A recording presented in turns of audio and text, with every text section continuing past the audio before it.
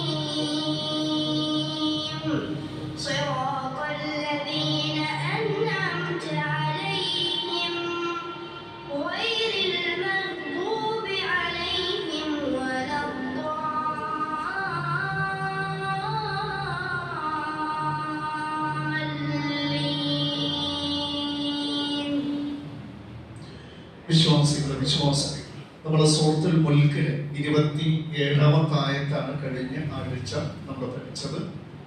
നമുക്കിതിലെ ഒരു ഭാഗം കൂടി പഠിക്കാനും മനസ്സിലാക്കാനുണ്ട്. നമുക്ക് ആദ്യം ഇത് 3 തവണ ഒന്ന് ഓതിയിട്ട് തുടങ്ങാം അല്ലെ? ഒന്ന് ഓതി എല്ലാവരും ഒപ്പം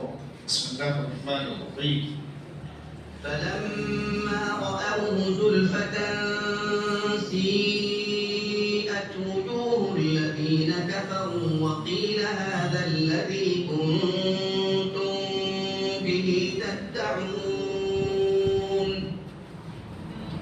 فلما رأوه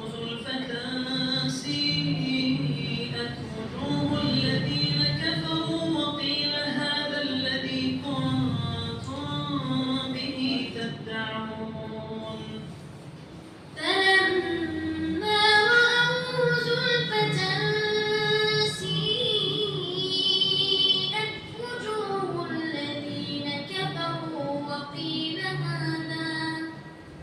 وقيل هذا الذي كنتم به تدعون നമ്മൾ ഈ ആയത്തിന്റെ വാക്കർത്ഥങ്ങളൊക്കെ കഴിഞ്ഞ ആഴ്ച പറഞ്ഞു അല്ലെ? ഈ ആയത്തിൽ അല്ലാഹു നമ്മൾ അറിയിച്ചത് എന്നാൽ അവർ പരലോകത്തെയും ഖിയാമത്ത് നാളിലേക്ക് നിഷേധിച്ച ആ നിഷേധികൾ, സത്യനിഷേധികൾ, അത് ആ ഖിയാമത്ത് നാളിനെ സമീപിച്ചതായി കണ്ടപ്പോൾ, വളരെ അടുത്തായി കണ്ടപ്പോൾ അവിശ്വസിച്ചവരുടെ മുഖങ്ങൾക്ക് മ്ലേനത ബാധിച്ചു. അല്ലാഹു അവരോട് പറയുകയും പറയപ്പെടുകയും ചെയ്തു, നിങ്ങൾ യാതൊന്നിനെ കുറിച്ച് വാദിച്ചു കൊണ്ടിരുന്നുവോ അതത്ര ഇത്. അപ്പോ നമ്മൾ ഇതിൽ കഴിഞ്ഞ ആഴ്ച പറഞ്ഞു പരലോകമില്ല, നരകമില്ല എന്ന നിലയ്ക്ക് ഖിയാമത്ത് നാളിനെയൊക്കെ നിഷേധിച്ച് ജീവിച്ച ആൾക്കാർ ഈ ഭൂമിയിൽ ഇപ്പോഴും ഉണ്ടല്ലോ. വയനാട് ദുരന്തം ഉണ്ടായപ്പോ നമ്മൾ കഴിഞ്ഞ ആഴ്ച അൽഹംദുലില്ലാഹ് ഒരുപാട് നമ്മുടെ സഹോദരിമാരും സഹോദരങ്ങളും അകമഴിഞ്ഞ് തന്നെ സഹായിച്ചു. ഒരു സഹോദരി അവരുടെ സ്വർണ്ണാഭരണം നൽകുകയുണ്ടായി. അതിന്റെ ചുവട് പിടിച്ച പല ആളുകളും വലിയ സംഖ്യയും ചെറിയ സംഖ്യയൊക്കെ നൽകിയിട്ടുണ്ട്. അല്ലാഹു ഈ സ്വർണ്ണാഭരണവും സംഖ്യകളും ചെറുതും വലുതുമായിട്ടുള്ള സമ്പത്ത് നൽകിയ എല്ലാ വിശ്വാസികൾക്കും വിശ്വാസിനികൾക്കും അല്ലാഹു ധാരാളം ഖൈറും ബർക്കത്തും നൽകട്ടെ. അല്ലാഹു അവർക്ക് ധാരാളം പുണ്യം നൽകി അനുഗ്രഹിക്കും. നമ്മളെ ഈ വയനാട് ദുരന്തം ഉണ്ടായപ്പോ അവിടെ ചില നിരീശ്വരവാദികളും യുക്തിവാദികളൊക്കെ ദൈവത്തെയും പരലോകത്തേക്ക് നിഷേധിക്കുന്നതായിട്ട് നമുക്ക് കാണാൻ കഴിയും. അതിപ്പോഴും ഉണ്ട്, എന്നും ഉണ്ടാവും. അപ്പൊ അത്തരം നിഷേധികൾ പരലോകത്ത് വെച്ച് ശരിക്കും അള്ളാഹിന്റെ അദാബിനെ കാണും. അപ്പൊ അതിനെയാണല്ലോ ഇല്ല എന്ന് പറഞ്ഞ് നിഷേധിച്ച് അത് കാണുമ്പോ അവരുടെ മുഖത്ത് ഒരു ദുഃഖവും ഭയവും, അതിനെ എതിർക്കാതെ അതിനനുസരിച്ചിരുന്നെങ്കിൽ സ്വർഗത്തിലേക്ക് പോകാമായിരുന്നു എന്നൊക്കെ അവരുടെ മുഖത്തിന് ചാണ്യത, നാണം, അവർ മാനം കെടുത്തപ്പെട്ട ഒരു അവസ്ഥയാണ് ഉണ്ടാകുന്നത്.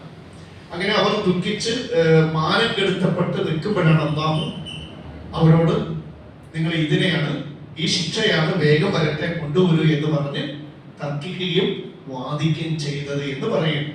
നമ്മൾ ഈ ആയത്തിന്റെ വിശദീകരണത്തിൽ നമ്മൾ കഴിഞ്ഞ ആഴ്ച പറഞ്ഞു നിർത്തിയ വിഷയം, ഈ ലോകാവസാനത്തിലേക്ക് ഇനിയുള്ള ദൂരമായി നമ്മൾ പറഞ്ഞത് നബി സല്ലല്ലാഹു അലൈഹി വസല്ലം പറഞ്ഞത് അസ്ർ നമസ്കാരത്തിന്റെയും മഗ്രിബ് നമസ്കാരത്തിന്റെയും ഇടയിൽ ഇത്ര സമയമുള്ള അത്ര സമയം മാത്രമാണ് മുഹമ്മദ് നബിന്റെ ഉമ്മത്തിനുള്ളത് എന്ന് നമ്മൾ പറഞ്ഞു. വളരെ അടുത്തിരിക്കുന്നു എന്ന് വെച്ചാൽ ആദം നബി മുതൽ ലോകാവസാനം വരെയുള്ള മനുഷ്യരുടെ മൊത്തം ആയുസിന്, ഭൂമിയിലെ ആയുസിന് സുബഹി മുതൽ മഗ്രിബ് വരെ കണക്കാക്കുകയാണെങ്കിൽ സുബഹി മുതൽ അസ്ർ വരെ ആദം നബി മുതൽ ഈസാ നബി വരെയുള്ള സമൂഹങ്ങൾക്കുള്ളതായി. ആ അസ്ർ മുതൽ അതോടുകൂടി നബി നിയോഗിക്കപ്പെടും. അവിടെ മുതൽ മഗ്രിബ് വരെ അത്ര മാത്രമാണ് നമ്മുടെ സമുദായത്തിനുള്ളത്. അതിൽ തന്നെ എത്ര കൊല്ലം കഴിഞ്ഞു നമുക്കറിയാം. നബിയുടെ വഫാത്തിന് ശേഷം എത്ര കൊല്ലായി. അപ്പൊ ഇനി വളരെ കുറഞ്ഞ സമയങ്ങൾ മാത്രമേ ഈ ഭൂമിക്ക് ആയുസ്സായി ഉള്ളൂ എന്ന് നമുക്ക് മനസ്സിലാക്കാം.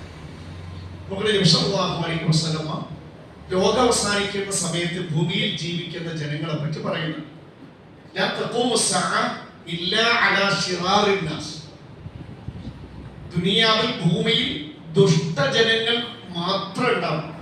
ആ ദുഷ്ടജനങ്ങളുടെ മേലാണ് ലോകാവസാനം സംഭവിക്കുക. നബി സല്ലല്ലാഹു അലൈഹി വസല്ലം മറ്റൊരു ഭാഗത്ത് ലാ തഖൂമു സ്സഅ ഹത്താ ലാ യുഖാലു ഫിൽ അർദി അല്ലാഹ് അല്ലാഹ്. ഭൂമിയിൽ അല്ലാഹ് അല്ലാഹ് എന്ന് പറയുന്ന ഒരാൾ പോലും ഉണ്ടാവും. അത്രക്ക് നികൃഷ്ടന്മാരെ പിശാച് അവരോട് വിഗ്രഹാരാധന ചെയ്യാൻ കൽപ്പിക്കും. അവർ വിഗ്രഹാരാധകരാണ്. പറവയുടെ വേഗത്തിൽ, അതിവേഗത്തിൽ അന്നുള്ള എല്ലാ മനുഷ്യരും തിന്മകൾ ചെയ്തുകൊണ്ടിരിക്കും. അങ്ങനെ എല്ലാ നിലക്കും മുഴുവൻ മനുഷ്യരും ശിർക്കും വിഗ്രഹാരാധനയും തിന്മകളിലും ഒക്കെ വ്യാപൃതരായിക്കൊണ്ടിരിക്കുമ്പോഴാണ് ലോകാവസാനത്തിന്റെ ആ ശബ്ദം പുറത്തേക്ക് വരിക. സൂറി കാഹളത്തിൽ ലോകാവസാനത്തിന്റെ കാഹളം മുഴക്കുമെന്നാണ് അല്ലാഹു പറഞ്ഞത്. അതോടെ ലോകാവസാനം ആരംഭിക്കുക. അല്ലാഹു പറയുന്നുണ്ട് സൂറത്ത് സുമറിലെ 67-ാമത്തെ ആയത്ത്. ഓതല്ലേ എല്ലാവരും ഒപ്പം. ونفخ في الصور فصعق من في السماوات ومن في الأرض إلا من شاء الله ثم نفخ فيه أخرى فإذا هم قيام ينظرون. അല്ലാഹു പറഞ്ഞു വനുഫിഖ ഫി സൂറി ഊതപ്പെടുമ്പോ ഭൂമിയിലും ആകാശത്തിനുമുള്ളവരെല്ലാം ചലനമറ്റവരായി പോയി. ആരൊഴികെ? ഇല്ലാ മൻ ശാ അല്ലാഹ്, അല്ലാഹു ഉദ്ദേശിച്ചവരൊഴികെ. അല്ലാഹു ഉദ്ദേശിച്ചവരല്ലാത്ത എല്ലാ ഭൂമിയിലെയും ആകാശത്തിലെയും അല്ലാഹുവിന്റെ മുഴുവൻ സൃഷ്ടികളും ചലനമറ്റവരായി വീഴും. ഒന്നാമത്തെ ഊത്താണ്. പിന്നീട് നുഫിഖ ഫീഹി ഉഖറ, ആ സൂറിൽ മറ്റൊരു ഊത്ത് കൂടി ഊതപ്പെടും. രണ്ടാമത്തെ ഊത്തുണ്ടാവും. ആ രണ്ടാമത്തെ ഊത്ത് ഇദാഹും ഖിയാമൻ യൻദുറൂൻ, പുനരുജ്ജീവനത്തിനുള്ളതാണ്. അപ്പോൾ ആ മനുഷ്യരെല്ലാവരും അവരുടെ ഖബറുകളിൽ നിന്ന് എഴുന്നേറ്റ് നിൽക്കുന്നവരായിരിക്കുന്നവർ. അപ്പൊ നമുക്കറിയാം വിശുദ്ധ ഖുർആനിൽ 2 സൂർ എന്ന് പറഞ്ഞാൽ കാഹളം എന്ന് പറയാറുണ്ട്. ഒരു കാര്യം ഉറപ്പാണ്, ഈ പ്രപഞ്ചം മുഴുക്കെ അല്ലാഹുവിന്റെ മുഴുവൻ സൃഷ്ടികളും നശിക്കുമാറ് അത്യുച്ചത്തിലുള്ള ചെകിടടയ്ക്കുന്ന ശബ്ദത്തൊക്കെയാണ് നമ്മൾ കേട്ടിട്ടുള്ളത്.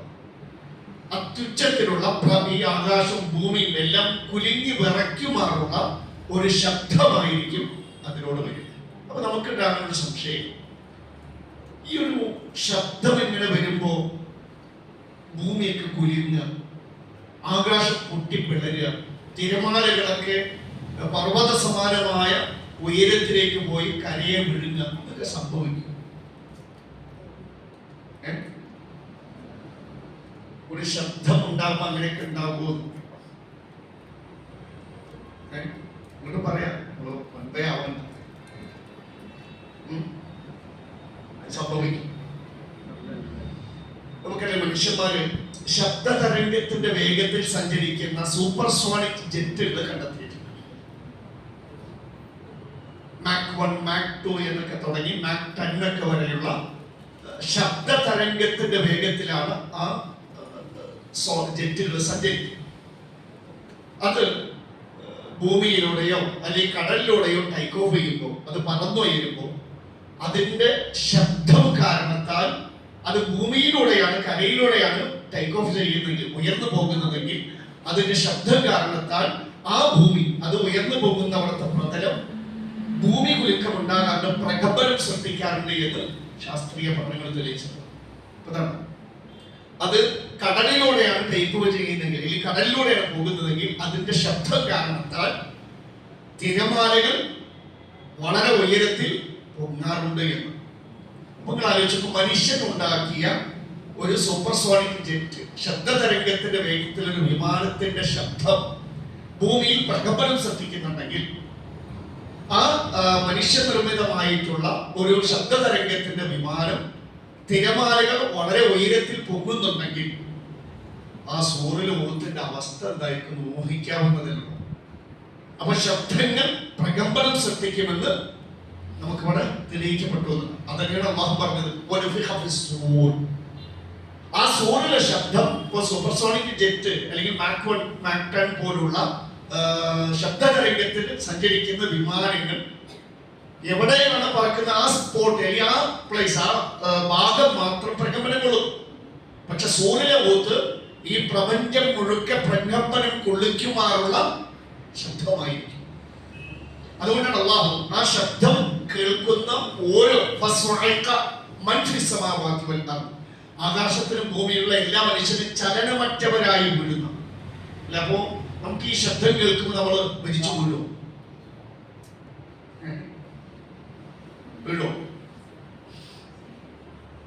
നമ്മുടെ ശരീരത്തെ അള്ളാഹു ഉണ്ടാക്കിയത് ഒരു പരിധിയിൽ കവിഞ്ഞ ശബ്ദം നമ്മുടെ ചെവിക്ക് ഉൾക്കൊള്ളാൻ കഴിയില്ല. പരിധിയിൽ കവിഞ്ഞ ശബ്ദം കേട്ടാൽ നമ്മൾ ഉടഞ്ഞു വീഴുകയോ മരിച്ചു വീഴുകയോ ചെയ്യും. നമ്മുടെ ചെവിയില്ലേ, ചെവിക്ക് എത്ര ധർമ്മമുണ്ട്? 2 ധർമ്മങ്ങളാണ്. ചെവിക്കില്ല, ചെവിക്ക് ഇങ്ങനെ നോക്കുന്നുണ്ട്. ക്ലാസ്സിൽ തന്നെയാണല്ലോ അല്ലേ? ചിലപ്പോ ഇങ്ങനെ ഇരുന്നിട്ട് ഓർമ്മ. ചെവിക്ക് 2 ധർമ്മം. 1 നമ്മുടെ ശബ്ദങ്ങളെ കേൾപ്പിക്കും, 2 നമ്മുടെ ബാലൻസ് ചെയ്യും. നമുക്കറിയില്ലേ, ആന്തരകർണത്തിൽ കോക്ലിയ, ഈ ചുരുണ്ട് കിടക്കുന്ന ഭാഗം, അതാണ് നമ്മുടെ ശബ്ദം കേൾപ്പിക്കുന്ന കാര്യങ്ങളൊക്കെ പ്രധാന പ്രവർത്തനങ്ങൾ ഇവിടെ നടക്കുന്നത്. അതിന്റെ മുകളിലുള്ള ഈ ഭാഗങ്ങളാണ് നമ്മുടെ ഇയർ ബാലൻസ് പോയി. ഇയർ ബാലൻസ് പ്രശ്നമുള്ള ആൾക്കാർ എന്ത് ചെയ്യും? പെട്ടത് കുറഞ്ഞു വീഴും. അപ്പൊ ഒരു പരിധിയിൽ കവിഞ്ഞ ശബ്ദം നമ്മുടെ മരണ കാരണമാണ്. നമ്മുടെ ബാലൻസ് നിൽക്കും, നമ്മൾ താഴെ വീഴും. അതന്നെ അല്ലേ പറഞ്ഞു. അപ്പൊ നമ്മൾ 2 ഊത്താനുണ്ടാവും. ഒന്നാമത്തെ ഊത്ത് ഈ പ്രപഞ്ചം നശിക്കാനും തകരുവാനും മാത്രം, പ്രകമ്പനം കൊള്ളിക്കുവാൻ മാത്രമുള്ള ഊത്ത്. മറ്റൊരു ഊത്ത് കൂടി ഉണ്ടാവും. അപ്പൊ അബൂ ഹുറൈറയോട് അദ്ദേഹത്തിന്റെ സുഹൃത്തുക്കൾ ചോദിക്കുന്നുണ്ട്, ഈ 2 ഊത്തുകൾക്കിടയിൽ എത്ര സമയം ഉണ്ടാവും? അപ്പൊ അദ്ദേഹം 40 പറഞ്ഞാണോ?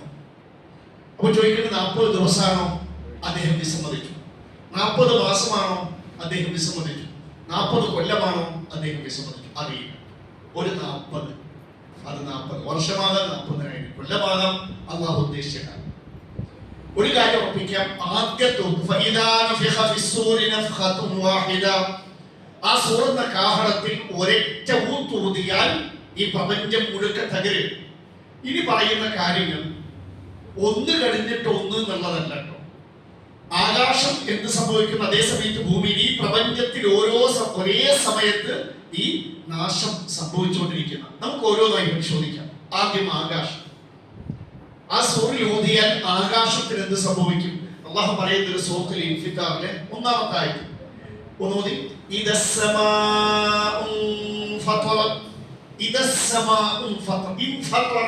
പൊട്ടിപ്പിളരുക, ആകാശം പൊട്ടിപ്പിളരുന്ന സന്ദർഭം. നമുക്കറിയാം, അള്ളാഹുവിന്റെ സൃഷ്ടികളിൽ ഏറ്റവും അതിശക്തമായ സൃഷ്ടി എന്നും ഏറ്റവും വലിയ സൃഷ്ടി എന്ന് അള്ളാഹു ആകാശത്തെ പറ്റി മാത്രമേ പറഞ്ഞിട്ടുള്ളൂ. അള്ളാഹു പറയുന്നുണ്ട് സൂറത്ത് നാസിആത്തിലെ 27-ാമത്തെ ആയത്തിൽ ഓതി, അഅൻതും അശദ്ദു ഖൽഖൻ അമിസ്സമാ ബനാഹാ. അല്ലാഹു ചോദിക്കണം, അഅൻതും മനുഷ്യരെ നിങ്ങളാണോ? ആ വാക്ക് വായിക്കുന്നത് അശദ്ദു ഖൽഖൻ, ഏറ്റവും അതിശക്തരായ സൃഷ്ടി നിങ്ങളാണോ, അല്ലെങ്കിൽ ആകാശമാണോ? ആകാശം. ബനാഹ, അതിന് നാം ഉണ്ടാക്കി. പിന്നെ നിങ്ങളെ കൊണ്ട് പുനർജീവിക്കാൻ എനിക്ക് പ്രയാസമില്ല. അവിടെ അള്ളാഹു ആകാശത്തെ അശദ്ദു ഖൽഖൻ എന്നാണ്, അള്ളാഹുവിന്റെ സൃഷ്ടികളിൽ ഏറ്റവും അതിശക്തമായ സൃഷ്ടി. മറ്റൊരു വാക്ക് സൂറത്തുൽ ഗാഫിർ അല്ലാഹു പറയുന്നുണ്ട്, ഇല്ല, തീർച്ചയായും ഖൽഖുസ് സമാവാതി വൽ അർളി, ആകാശ ഭൂമികളുടെ സൃഷ്ടിപ്പ് അക്ബർ. അക്ബർ ഇവിടെ അശദ് കണ്ടോ, അശദ് പറഞ്ഞാൽ അതികഠിനമായ ഏറ്റവും അതിശക്തമായ സൃഷ്ടി. ഇവിടെ അക്ബർ ഏറ്റവും വലിയ സൃഷ്ടി. ആകാശഭൂമികളുടെ സൃഷ്ടിപ്പാണ് ഏറ്റവും വലുത്. മിൻ ഖൽഖിൻ നാസ്, ജനങ്ങളുടെ സൃഷ്ടിപ്പിനേക്കാളും ഏറ്റവും വലുത്. വലാകിന്ന അക്തറ നാസ് ലാ യഅലമൂൻ, എന്നാൽ മനുഷ്യരിൽ അധികം ആൾക്കാർക്കും അത് അറിയില്ല. അപ്പൊ അള്ളാഹുവിന്റെ സൃഷ്ടികളിലെ ഏറ്റവും വലുപ്പമേറിയതും അള്ളാഹുവിന്റെ സൃഷ്ടികളിലെ ഏറ്റവും അതിശക്തമായ ആകാശമാണ് വൻഷഖത്തിസ്സമാ. ആ സൂര്യൻ ഊതുമ്പോ വൻഷഖത്തിസ്സമാ, ആകാശം പൊട്ടിപ്പിളരുക. ഫഹിയ യൗമഇദി വാഹിയ, ഇതുപോലെ ഇത് ശക്തമായ സൃഷ്ടിയല്ലപ്പോ, പക്ഷേ സൂര്യൻ ഊതി അത് പൊട്ടിപ്പിളരുന്ന സമയത്ത് വാഹിയ, അത് കുടഞ്ഞു ദുർബലമായി ബലഹീനമായിട്ടുണ്ടാവും. അപ്പൊ നമ്മുടെ അവസ്ഥ എന്തായിരിക്കും? ഭൂമിന്റെ അവസ്ഥ എന്താണ്? അള്ളാഹിന്റെ ഏറ്റവും വലിയ സൃഷ്ടിയും അതിശക്തമായ സൃഷ്ടി അടക്കം കുടഞ്ഞു ദുർബലമായി ബലഹീനമായി ബലക്ഷയം സംഭവിച്ചു എന്നാണ്. മറ്റൊരു വാർത്ത പറയുന്നുണ്ട്, ഇതൊക്കെ ഒന്നൊന്നിനോട് ചേർന്നവര്. ആകാശം അതിശക്തമായ പ്രകമ്പിപ്പിക്കും എന്നാണ് പ്രകമ്പനം ഇങ്ങനെ എന്ന് പറയുക. അപ്പൊ ഈ ഭൂമി ഇങ്ങനെ പറയുമ്പോൾ എന്താ പറ്റുക? ഈ മേൽക്കൂരല്ലേ, ഇതിങ്ങനെ ഈ മേൽക്കൂര മാത്രം ഇങ്ങനെ പറയുക, എന്താ പറ്റുക?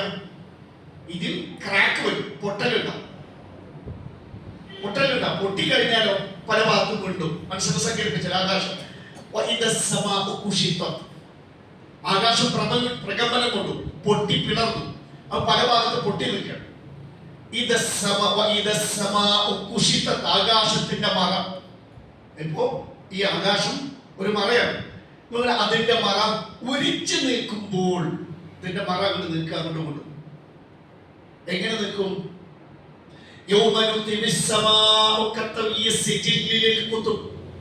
ഒരു ഗ്രന്ഥത്തിന്റെ ഏട് ചുരുട്ടുന്നത് പോലെ ആകാശത്തെ ചുരുട്ടും. ത്വയ് എന്ന് പറഞ്ഞാൽ നമ്മളിങ്ങനെ കൈയോട് ചലക്കി പിടിക്കുന്ന ചുരുട്ടലല്ല, ഇങ്ങനെ ഫോൾഡ് ചെയ്യലാണ് ഇതിന്റെ അർത്ഥം ത്വയ്. അപ്പൊ അത് ആകാശം കരുതിയോ എന്തൊക്കെ സംഭവിച്ചു? പൊട്ടിപ്പിളർന്നു, പ്രകമ്പനം കൊണ്ടു അല്ലെ? പ്രകമ്പനം കൊണ്ടപ്പോ വിണ്ടോ കീറിയോ? പൊട്ടിയില്ലേ? പൊട്ടിയിട്ട് അള്ളാഹു ഇതിന് മഴ നീക്കുകയാണല്ലോ. എങ്ങനെ? ഇതുപോലെ ആകാശത്തിന്റെ ഒരറ്റം മറ്റേ അറ്റത്തേക്ക് ചുരുട്ടി, ഇതുപോലെ ഇത് അങ്ങോട്ട് ചുരുട്ടി, ഇത് ഇങ്ങോട്ട് ചുരുട്ടി, ഇത് ഇങ്ങോട്ട് ചുരുട്ടി. ക്ലിയർ? അപ്പൊ എന്ത് സംഭവിക്കും? ഈ ആകാശം പൊട്ടിപ്പിളർന്നു, അത് പ്രകമ്പനം കൊണ്ട് പൊട്ടിപ്പിളർന്നു, പല ഭാഗത്തും വീണ്ടു. അങ്ങനെ എന്ത് ചെയ്യുന്നുണ്ട്? ഗ്രന്ഥത്തിന്റെ ഏട് ചുരുട്ടുന്നത് പോലെ ഇതാ പൊട്ടിയ ഭാഗത്ത് അങ്ങോട്ടും ഇങ്ങോട്ടും 4 ഭാഗത്തേക്കും ചുരുട്ടി വെച്ചാൽ എന്താ സംഭവിക്കുക?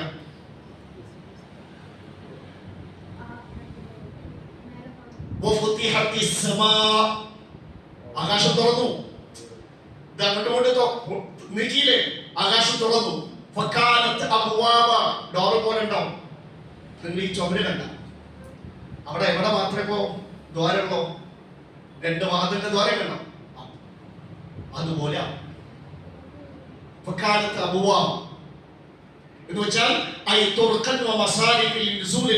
മലക്കുകൾക്ക് ഇറങ്ങി വരാൻ പാകത്തിന് അത് ആകാശം പല കവാടങ്ങൾ പോലെ ആയി മാറുന്ന. പിന്നെ സമാധി എന്നതിന് എന്തൊക്കെ അർത്ഥമുണ്ട്? സമാവാക്കുന്നതിന് ആകാശത്ത് മാത്രമല്ല, അപ്പൊ ശരിക്കുള്ള ആകാശത്തിൽ ഇത് സംഭവിക്കും. പിന്നെ വേറെ എന്താർത്ഥമുണ്ട്? അന്തരീക്ഷം നടത്താൻ. ക്ലിയർ അല്ലെ? അന്തരീക്ഷം മറക്കണ്ട. അന്തരീക്ഷം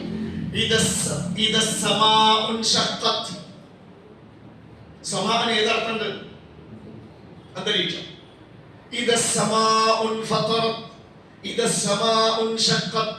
അന്തരീക്ഷം പൊട്ടിപ്പിളരുമ്പോൾ നമ്മുടെ അന്തരീക്ഷത്തിൽ ശ്രദ്ധിക്കണേ, അള്ളാഹു ശൂന്യാകാശത്ത് ഉൽക്കകളും മറ്റു ശൂന്യാകാശത്തെ അപകടങ്ങളും ഭൂമിയിൽ പതിക്കാതിരിക്കാൻ അള്ളാഹു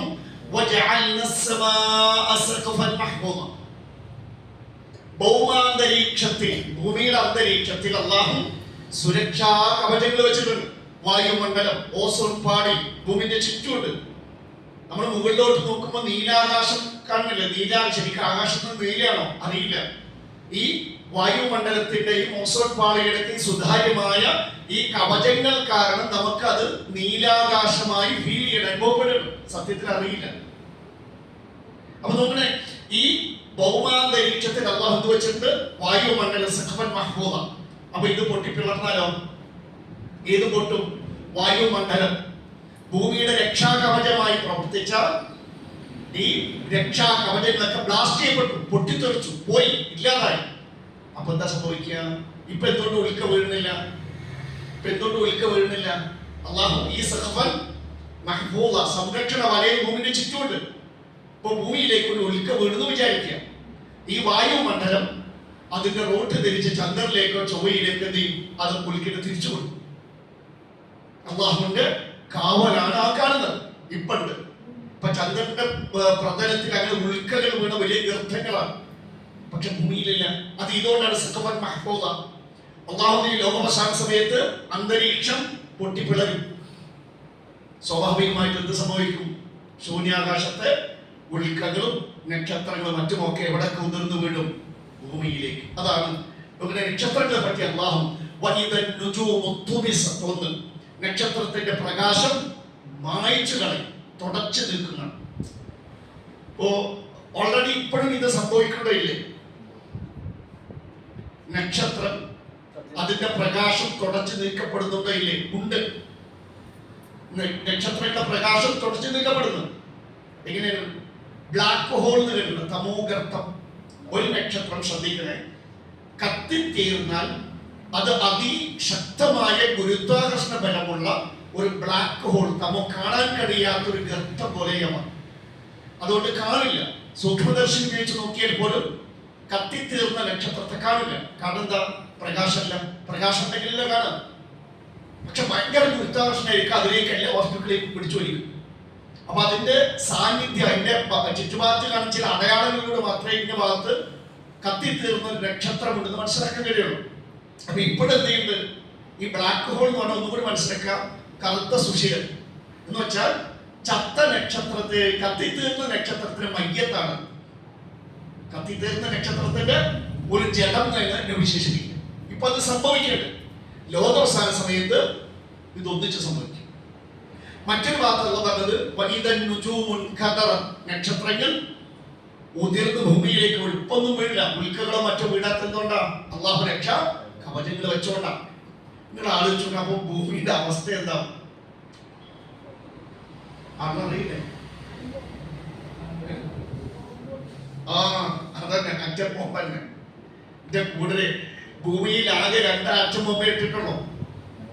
1945 ഓഗസ്റ്റ് 6 ഹിരോഷിമയിലും 1945 ഓഗസ്റ്റ് 9 നാഗസാക്കിയും അമേരിക്ക. ഇട്ട ഉടനെ കേൾക്കണേ, ഇട്ട ഉടനെ സ്പോട്ട് വിത്തിൻ ആ സെക്കൻഡ് 3,20,000 ആൾക്കാരെ കരിഞ്ഞ് ചാരമായി സ്പോട്ട് ഇത് വിത്തിൻ ആ സെക്കൻഡ് പൊട്ടി ബ്ലാസ്റ്റ് ചെയ്യപ്പെട്ട ആ സെക്കൻഡിൽ.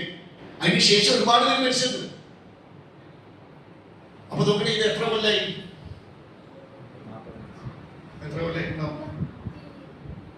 എത്ര കൊല്ലം മുമ്പാണ് അത്? ഇപ്പൊ 2024 ഓഗസ്റ്റ് ഉണ്ട് അല്ലേ? ഓഗസ്റ്റ് അല്ലേ?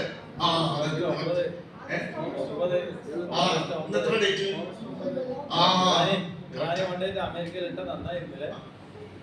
എത്ര കൊല്ലായി? ഒന്ന് വെറുതെ പറയും ഒരു കാര്യത്തിന്. 75 അല്ലേ? 50 പിന്നെ 24 ഇതിൽ 5 79 കൊല്ലം അല്ലേ? 79 കൊല്ലം മുമ്പ് ഒരു ആക്ഷൻ ബോംബ് ഇട്ടപ്പോ തൽക്ഷണം 3,20,000 പേര് വിത്ത് സ്പോട്ടിൽ കരിഞ്ഞെങ്കിൽ ഇന്ന് ലോകരാജ്യങ്ങളുടെ കയ്യിലുള്ള ആറ്റം ബോംബുകളുടെ പ്രഹരശേഷി അറിയോ? വിത്തിൻ സെക്കൻഡ്, പൊട്ടിയ സെക്കൻഡുകൾ കൊണ്ട് കോടിക്കണക്കിന് മനുഷ്യന്മാരാ കരിഞ്ഞ് ചാരമായി പോകും.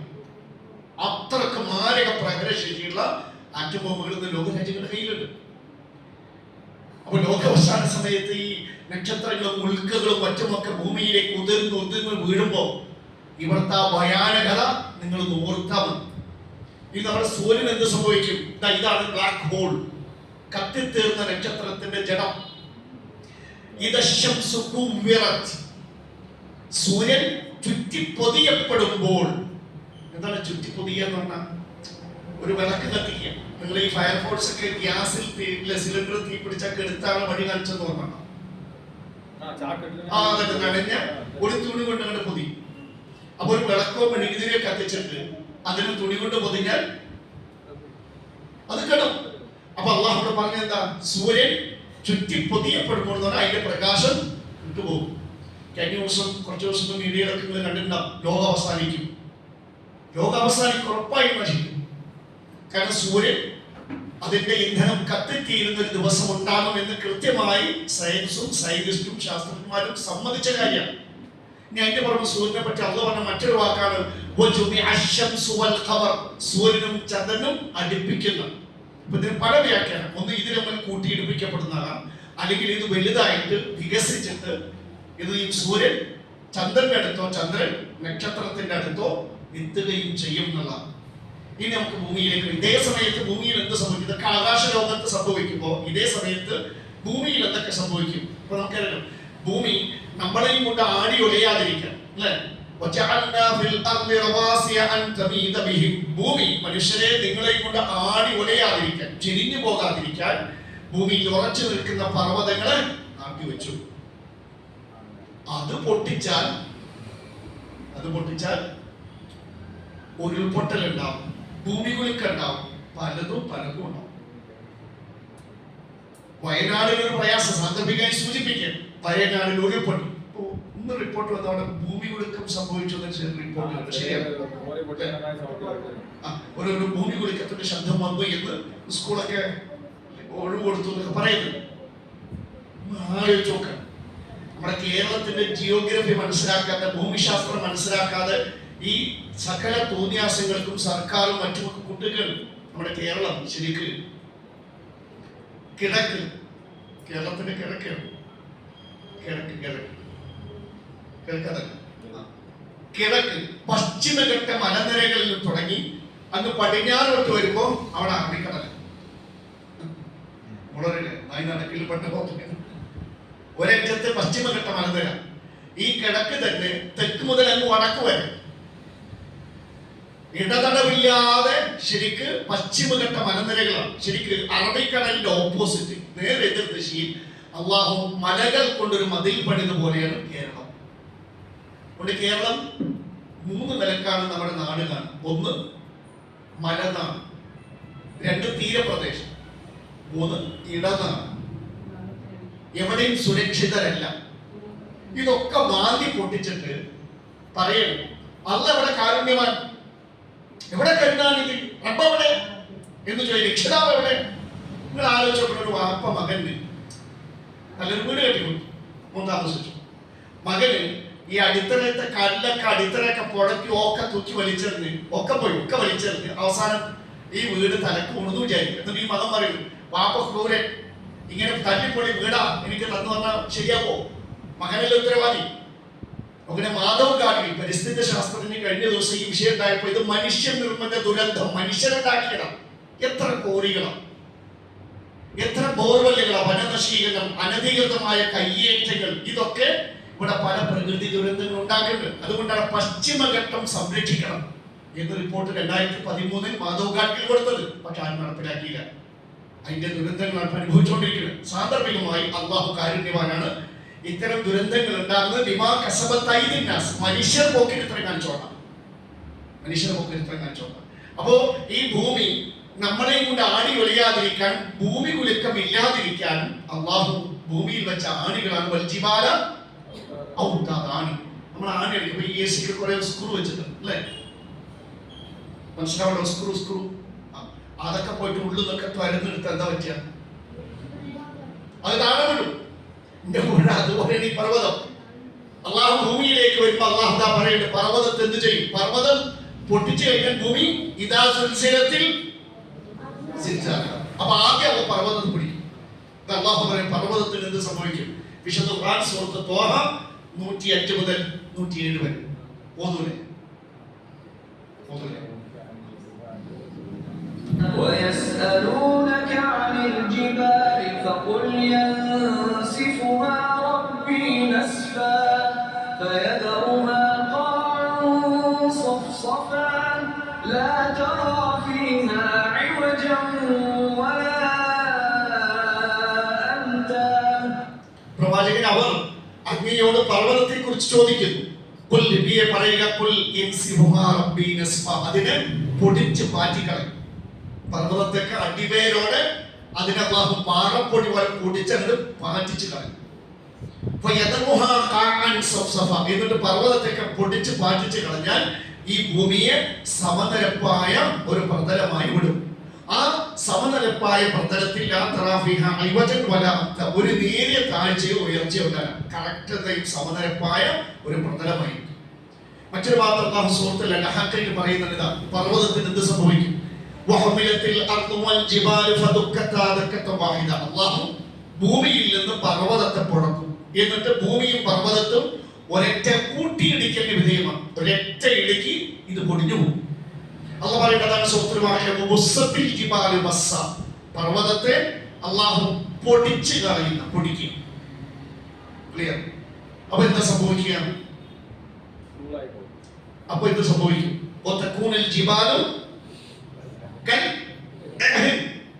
ഏതുപോലെ കടഞ്ഞ പഞ്ഞി പോലെ ആയി മാറും. ഏത് പർവ്വതം? കിട്ടിയോ? വെള്ളം നനയ്ക്കാതെ പാറപ്പൊടിയിൽ എംസാൻ വെള്ളം നനയ്ക്കാതെ ഡ്രൈ ആയിട്ട് ടിപ്പറിന്റെ ലോഡ് തട്ടി. അപ്പൊ എന്താ കാണാം? മൊത്തം പാറപ്പൊടിയില്ലേ? അവര് വെള്ളം നനയ്ക്കുന്നത് പൊടി പാറാണ്ടിരിക്കാൻ. അപ്പൊ വെള്ളം നനയ്ക്കാതെ ഡ്രൈ ആയിട്ട് കൊണ്ട് തട്ടിയാൽ ശരിക്കും ഏതുപോലെ ഉണ്ടാവും? ശരിക്കും പഞ്ഞി കടഞ്ഞ പഞ്ഞി ഇങ്ങനെ നേർത്ത് പോണ പോലെ ശരിക്കും ഇങ്ങനെ ഒരു വെള്ള നിറത്തിൽ അതിങ്ങനെ പാറിപ്പോടുകയാണ്. ആദ്യം അല്ലാഹു പർവ്വതത്തെ പൊടിക്കും എന്ത് ചെയ്യും? അത് കടഞ്ഞ രോമം പോലെ വെള്ള കളറിൽ അതിങ്ങനെ പാറും. അതുകൊണ്ടാണ് അല്ലാഹു വഹിദൽ ജിബാലു സുയ്യിറത്, പർവ്വതം സഞ്ചരിക്കുന്നു പറഞ്ഞില്ലേ? ഇങ്ങനെ സഞ്ചരിക്കുക, അത് പൊടിഞ്ഞു. പിന്നെ കടഞ്ഞ രോമം പോലെ ഭാരമില്ലാത്ത ധൂളികളായി അതിങ്ങനെ അന്തരീക്ഷത്തിലൂടെ അതിങ്ങനെ പാറുന്നുണ്ടാവും.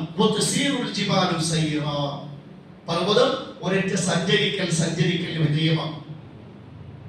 നമ്മുടെ അല്ലാഹു പറഞ്ഞതൊക്കെ നടക്കുന്ന പോലെ. അപ്പൊ ഭൂമിയിലെ പർവ്വതങ്ങളൊക്കെ തകർന്നു, അതിങ്ങനെ കടഞ്ഞ രോമം പോലെ പോയി. പിന്നെ ഭൂമിക്ക് ബാലൻസ് ഉണ്ടോ? ഭൂമിയുടെ ബാലൻസിങ്ങിനാണ്, ആടി ഉലയാതിരിക്കാനാണ് ഈ പർവ്വതം പൊടി. പിന്നെ എന്ത് പറ്റും? സൂറത്തുൽ വാഖിഅയിൽ പറഞ്ഞ പോലെ ഭൂമി കിട്ടുകിട വരയ്ക്കും. അല്ലാഹു പറയുന്നു സൂറത്തുൽ വാഖിഅ, ഓതൂലേ? ഒപ്പം إذا رجت الأرض رجا وبست الجبال بسا. إذا رجت الأرض رجا. എന്താ റജ്ജ? ഈ കാണുന്നതാണ് റജ്ജ. ഇങ്ങനെ ഭൂമി പ്രകമ്പനം കൊള്ളിക്കപ്പെട്ടാൽ, നമ്മളിത് പറഞ്ഞു, പർവ്വതം പൊട്ടിച്ച് മാറ്റിക്കളയുകയും ചെയ്താൽ. മറ്റൊരു ഭാഗത്ത് ഭൂമിക്ക് എന്ത് സംഭവിക്കുന്നു പറയുന്നത് സൂറത്ത് സൽസലയിൽ 1 മുതൽ 3 വരെ ആയത്തിലും. ഇതൊക്കെ സൂറത്തിൽ ഓതിയാൽ സംഭവിക്കുന്ന കാര്യങ്ങൾ. ഒപ്പം إذا زلزلت الأرض زلزالها وأخرجت الأرض أثقالها وقال الإنسان ما لها. إذا زلزلت الأرض زلزالها, ഭൂമി അത് പ്രകമ്പനം കൊള്ളിക്കപ്പെട്ടാൽ എന്താ സംഭവിക്കുക? ഭൂമി അതിന്റെ ഭാരം പുറന്തള്ളും. അപ്പൊ മനുഷ്യരാണ് അതുവരെ ജീവിച്ച ഈ ഭൂമിക്ക് എന്തു പറ്റി? അതുവരെ ഉപയോഗിച്ച ടെക്നോളജികളോ ശാസ്ത്രങ്ങൾ കൊണ്ടോ ഒന്നും ഇതിനെ തടുക്കാനാവില്ല. ഇന്ന് തന്നെ ആലോചിച്ച് നോക്കാം. ഇപ്പോ കൊടുങ്കാറ്റടിക്കും, അതിന്റെ സ്പീഡ് നമുക്ക് കണക്കാക്കാം, 250 കിലോമീറ്റർ വേഗത്തിൽ എന്നൊക്കെ പറയാം. പക്ഷെ കൊടുങ്കാറ്റടിക്കുമ്പോൾ നമ്മുടെ ഈ പാലക്കാട് ദിശയിലേക്ക് വരുമ്പോൾ അത് തടുക്കാൻ നമ്മുടെ ടെക്നോളജി കൊണ്ട് പറ്റുമോ? കഴിയില്ല. പോട്ടെ, റൂട്ട് തിരിച്ചുവിടാൻ പറ്റുമോ? കഴിയില്ല. പോട്ടെ, നമ്മുടെ നാട് ഭൂമി കുലുങ്ങിക്കൊണ്ടിരിക്കുന്നു. ഈ കുലുക്കത്തിന്റെ വേഗത അല്ലെങ്കിൽ അതിന്റെ ഇത്ര മാഗ്നറ്റിക് പവറിൽ ഈ ഭൂമി കുലുങ്ങി നമുക്ക് കണക്കാക്കാം, അതിന്റെ അളവ് കണക്കാക്കാം. പക്ഷെ കുലുങ്ങുമ്പോ അത് ഇല്ലാതാക്കാൻ ടെക്നോളജികളെ കൊണ്ട് കഴിയില്ല. ഏതും അങ്ങനെയാണ്. അപ്പൊ ലോകാവസാന സമയത്ത് മനുഷ്യന്മാരെ പേടിച്ച് ഭയന്നിട്ടാണ് ഇങ്ങനെ കിട്ടുകിട വരയ്ക്കുക, അതിന്റെ ഭാരങ്ങളൊക്കെ ഭൂമിന്റെ ഉള്ളത്തെ ഭാരങ്ങളൊക്കെ പുറന്തല്ല. അപ്പോഴാണ് മനുഷ്യന്മാര് ഇതിനെന്ത് പറ്റി എന്ന് ചോദിക്കുന്നത്. അപ്പൊ ഇവിടെ അള്ളാഹു ഭൂമി പ്രകമ്പനം കൊള്ളിക്കപ്പെട്ടാൽ, കിടുകിട വരയ്ക്കപ്പെട്ടാൽ അതിന്റെ ഭാരം പുറന്തള്ളുന്നു പറഞ്ഞു അല്ലെ. നമുക്ക് അള്ളാഹു ഭൂമിനെ പറ്റി പറഞ്ഞപ്പോ എന്താ പറഞ്ഞത്? ഭൂമിയെ നിങ്ങൾക്ക് എന്താക്കി തന്നു? വിരിപ്പ്, ഫിറാഷ്. ഫിറാഷ് ശരിക്കും വിരിപ്പ. ഇതാ നോക്കണേ, ഭൂമിക്ക് 4 ലെയറാണ്. നോക്കണേ, ഉള്ളിൽ നിന്ന് വരാം ഇന്നർ കോർ. നമ്മുടെ സൂര്യന്റെ അന്തരീക്ഷത്തിൽ കാണുന്ന 5600 മുതൽ 6000 ഡിഗ്രി ചൂട് തിളച്ച് പറയണം ഇന്നർ കോർ. അവിടുന്ന് ഇങ്ങോട്ട് വരുമ്പോ, ഉള്ളിൽ നിന്ന് ഇങ്ങോട്ട് വരുമ്പോ രണ്ടാമത്തെ ലെയർ ഔട്ടർ കോർ. നമ്മുടെ ഔട്ടർ കോറിൽ ഏകദേശം 4000-5000 ഡിഗ്രി ചൂടാണ്. നമ്മുടെ മാൻഡിൽ, ഇതാണ് മാൻഡിൽ അറിയില്ല. ലാവ പൊട്ടി പുറത്ത് വരുമ്പോൾ ലാവ, ഉള്ളിൽ തന്നെ നിൽക്കുമ്പോൾ മാഗ്മ. 1200 മുതൽ 4000 ഡിഗ്രി വരെ ചൂട് കാണും. അപ്പൊ നമ്മുടെ 1200 മുതൽ 6000 ഡിഗ്രി വരെ ചൂടിൽ തിളച്ചു മറിയുന്ന ഈ മാഗ്മക്കും ഇന്നർ കോറിനും ഔട്ടർ കോറിന്റെയും മുകളിൽ ഇതാ 4ാമത്തെ ലെയർ ക്രസ്റ്റ്, മണ്ണും പാറയുമായിട്ട് അള്ളാഹു പൊതച്ചു ബാങ്കോളത്തിന് ബാക്കി. ഇത് ശരിക്കും ഈ ഭൂമിനെ കോഴിമുട്ടയോട് താരതമ്യം ചെയ്യണമെങ്കിൽ 50 കിലോമീറ്റർ ആണ് ഈ മണ്ണും പാറയും തമ്മിലുള്ള ക്രസ്റ്റ് എന്നുള്ള ദൂരം. 50 കിലോമീറ്ററോളം വരും. ഒരു കോഴിമുട്ടയോട് താരതമ്യം ചെയ്യേണ്ട പുറന്തോടിന്റെ വലിപ്പമുള്ളത് ഭൂമിയുടെ ഈ ക്രസ്റ്റ് എന്ന ലെയർ. അത് പൊട്ടിയാൽ കിട്ടുകിട വറയ്ക്കും. അപ്പൊ നമ്മുടെ ഭൂമിയുടെ ഈ പുറന്തോടി, ഈ ക്രസ്റ്റും പാറയും ടെക്ടോണിക് പാറകൾ കൊണ്ട് ഒട്ടിവെച്ച പോലെ നമ്മുടെ കിട്ടുകിട വറയ്ക്കുമ്പോൾ ഭൂമിയുടെ ടെക്ടോണിക് പാറകളൊക്കെ എന്ത് ചെയ്യും? വിണ്ടുപോകും, പൊട്ടിത്തെറിക്കും. പൊട്ടിത്തെറിക്കുമ്പോൾ എന്ത് ചെയ്യും? ഇതിൻ്റെ ഉള്ളിലെ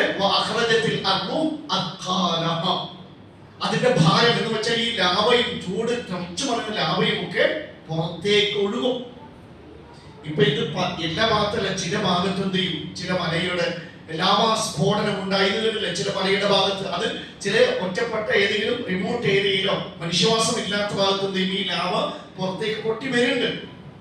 പക്ഷെ നമ്മുടെ ആളുകൾ താമസിക്കുന്ന ഭാഗത്ത് പൊട്ടി പുറത്തു വരാതെ അള്ളാഹു അതിനെ കാക്കുന്നു. അവനാണ് കാരുണ്യവാൻ, റഹ്മാൻ. നമ്മുടെ ലോകാവസാന സമയത്ത് എന്ത് ചെയ്യും? ഭൂമി പ്രകമ്പനം കൊള്ളുമ്പോൾ ഭൂമിയിലേക്ക് പല വസ്തുക്കളും, ശൂന്യാകാശ വസ്തുക്കളൊക്കെ വന്ന് ഇടിച്ചിറങ്ങും. ആ സമയത്ത് എന്ത് സംഭവിക്കും? ഇതിന്റെ പുറംതോട് പൊട്ടും. അപ്പൊ എന്ത് ചെയ്യും? ലാവകളും മറ്റുമൊക്കെ പുറത്തു വരും. അപ്പോ ഒന്ന് ഭൂമി വറക്കുക, മറ്റൊരു ഭാഗത്ത് ഈ ലാവി മറ്റൊക്കെ പുറത്തു വരിക. നമ്മുടെ ഇനി സമുദ്രത്തിന് എന്ത് പറ്റും? അള്ളാഹു പറയുന്നത് വിശുദ്ധ ഖുർആനിൽ സമുദ്രത്തിന് എന്ത് പറ്റും? ഈ സുജിറത്തിന് 2-3 അർത്ഥങ്ങളുണ്ട്. ഒന്ന്, സമുദ്രം, കടല് തിളച്ചു മറിഞ്ഞ് പൊട്ടി ഒഴുകുന്നതിനോടർത്ഥം, തിളച്ചു മറിയുക. മറ്റൊരർത്ഥം സുജിറത്ത് പറഞ്ഞാൽ കത്തിക്കപ്പെടുക. എങ്ങനെ എടുത്താലും അള്ളാഹ് പറഞ്ഞത് ശരിയാണ്. ഇപ്പൊ നമുക്ക് ഈ കടല് കത്തിക്കപ്പെടും എന്നൊക്കെ പറയുമ്പോ നമുക്ക് ഇന്ന് അതിശയോക്തി തോന്നും അല്ലെ? സത്യത്തിൽ അള്ളാഹു, വെള്ളം എന്നത് അള്ളാഹുവിന്റെ ഒരു അത്ഭുത സൃഷ്ടിയാണ് അല്ലെ? വെള്ളത്തിന്റെ രാസഘടന എന്ന് പറയുന്നത് 2 ഹൈഡ്രജനും 1 ഓക്സിജനാണ്. നോക്കണ, അതിൽ ഒന്ന് കത്തണ വാതകമാണ് ഹൈഡ്രജൻ, സ്വയം കത്തും. ഓക്സിജനോ കത്താൻ സഹായിക്കുന്നതുമാണ്. ഇത് കൂട്ടിച്ചേർത്ത് ജലമാക്കിയ അള്ളാഹുവിന് പ്രത്യേകമായ രാസഘടന ഇത് സ്പ്ലിറ്റ് ആക്കിയാൽ ഇപ്പൊ ഹൈഡ്രജൻ ഉപയോഗിച്ചുള്ള വാഹനങ്ങൾ ഒറ്റപ്പെട്ട ഭാഗത്ത് ഉണ്ടാക്കുന്നത്. പക്ഷെ അംഗീകാരം കൊടുക്കാത്തത് എന്തുകൊണ്ടാണ്? വെള്ളത്തിൽ നിന്ന് ഹൈഡ്രജനെ വേർതിരിച്ച് അത് ഇന്ധനമാക്കിയിട്ട് നമുക്ക് വാഹനത്തിന് മറ്റും ഉപയോഗിക്കാം. പക്ഷെ പെർമിഷൻ ഇല്ല. എന്റെ കൂടെ അതിന് ചെറിയൊരു ദ്വാരം ഉണ്ടായാലും അപ്പൊ അത്രയും സേഫ് സിലിണ്ടർ വേണം. ചിലപ്പോൾ ചെറിയൊരു പാളിച്ച മതി, സ്വയം കത്തുന്നേ. അതുകൊണ്ടാണ് അത് പെർമിഷൻ കിട്ടാത്തത്, പെർമിഷൻ കൊടുക്കാത്തത്. മറ്റു പലതിനും ഉപയോഗിക്കുന്നില്ല ഹൈഡ്രജൻ. ഞാൻ പറഞ്ഞത് അള്ളാഹു പറഞ്ഞത് നടക്കും. ഇനി മറ്റൊരു കാര്യം കൂടി, നമ്മൾ നേരത്തെ പറഞ്ഞില്ലേ, വാഹ്റജത്തിലാർക്കും അക്കാലഹ, ഭൂമിയുടെ പുറന്തോട് പൊട്ടി.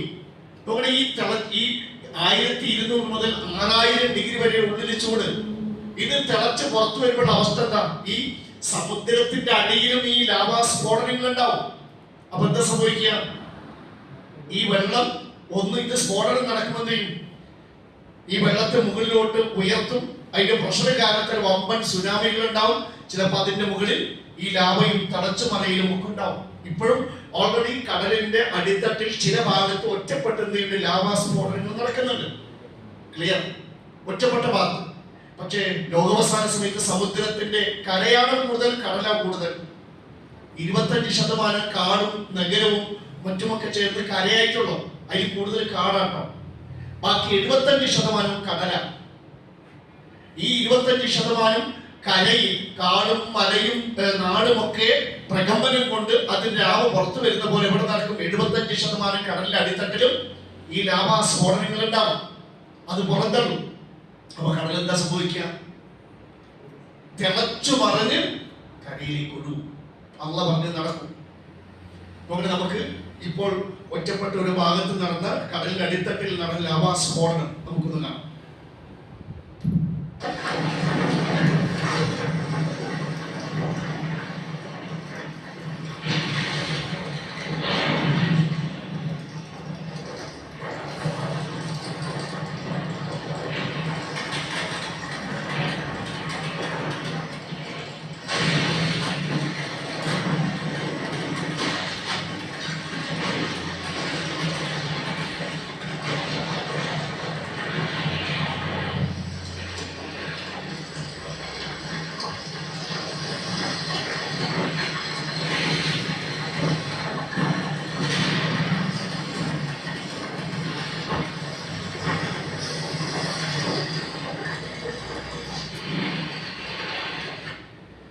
അത് അവസാനം വളരെ ശക്തമായിട്ട് ആണ് തള്ളുക.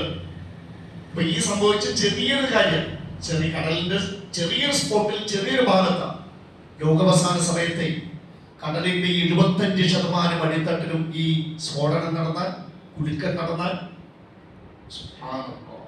അവിടെയാണ് കടല് പൊട്ടി ഒഴുകും. നമ്മൾ ഇന്നുവരെ കണ്ട സുനാമി ഒന്നും ആവൂല. നമ്മൾ ആലോചിച്ച് നോക്ക്. ഇപ്പൊ നമ്മുടെ ഓൾറെഡി ഇപ്പൊ ചെറിയ ചെറിയ സുനാമികളാണ് അടിക്കുന്നത്. അത് തന്നെ താങ്ങാൻ പറ്റുന്നില്ല. ഏറ്റവും കൂടുതൽ വലിയ സുനാമികൾക്ക് ഇരയാകുന്നതാണ് ജപ്പാനാണ്. ജപ്പാനിലുണ്ടായ അതിശക്തമായ സുനാമിക്ക് ശേഷം കണ്ട കാഴ്ചകളാണ് ഈ കാണുന്നത്. ഏറ്റവും പവർഫുൾ ആയിട്ടുള്ള ഒരു സുനാമി ജപ്പാനിൽ അടിച്ചപ്പോൾ അതിന്റെ ഭാഗമായിട്ട് കണ്ടത് എത്ര സ്വത്ത്, എത്ര മുതലുകളാണ് ഒലിച്ചു പോയത്. അത് വെച്ച് നോക്കുമ്പോൾ വരെ ഒന്നുമല്ല. ആലോചിച്ചു. ഇത് ഒരു നാട്ടിൽ ചെറിയൊരു ഭാഗത്ത്, ഒരു ഗ്രാമത്തിലോ ഒരു നാട്ടിലോ ഒരു വില്ലേജിലോ മാത്രം സംഭവിക്കുന്നു. ലോകാവസാന സമയത്തോ കാടും മലയും കടലും എല്ലാം ഇളകി മറിയുന്ന ദിവസമാണത്. നമ്മൾ ആലോചിക്കുക. ഇന്തോനേഷ്യയിൽ ഇതുപോലെ ചെറിയൊരു സുനാമി അടിച്ചതാ. ആ സുനാമിക്ക് ശേഷം ദിവസങ്ങൾ കഴിഞ്ഞപ്പോൾ കണ്ട കാഴ്ചയാണ് ഒരുപാട് മനുഷ്യന്മാർ മരിച്ചു. മനുഷ്യരുടെ ഇങ്ങനെതാണ് പലതും അത് പാക്ക് ചെയ്ത് ചത്ത് വീർത്ത് കിടക്കുന്ന കാണാം. ആ ലോകാവസാന സമയത്ത് ആ കാഴ്ച അത് സഹിക്കാൻ പറ്റുന്നതല്ല, അതിദയനീയമാണ്. അതുകൊണ്ടാണ് റസൂലുള്ളാഹി അലൈഹി വസല്ലം അത് വളരെ ആഭങ്കരമാണ്, കൈപ്പേറിയതാണ്. എന്തുകൊണ്ട് അള്ളാഹു ലോകാവസാനം ദുഷ്ടജനങ്ങളുടെ മേലാക്കിയത്? മുഅ്മിനീങ്ങൾക്ക് മേൽ സംഭവിക്കില്ല. മുഅ്മിനീങ്ങൾ നമ്മുടെ ഈസാ നബിയുടെ കഥ പറഞ്ഞ ഓർമ്മല്ലേ? ഒരു ഭൂമിയൊക്കെ ശുദ്ധീകരിച്ച് ഈസാ നബി മരിച്ചു കഴിഞ്ഞാൽ ഒരു ശുദ്ധമായ കാറ്റടിക്കും, അത് ശ്വസിക്കുന്ന എല്ലാ മുസ്ലിങ്ങളും മരിക്കും. പിന്നെ നമ്മൾ തുടക്കത്തിൽ ക്ലാസ്സിൽ പറഞ്ഞ ദുഷ്ടജനങ്ങൾ, ആ ദുഷ്ടജനങ്ങളുടെ മേലായി വലിയ വിപത്തുകൾ സംഭവിക്കുക.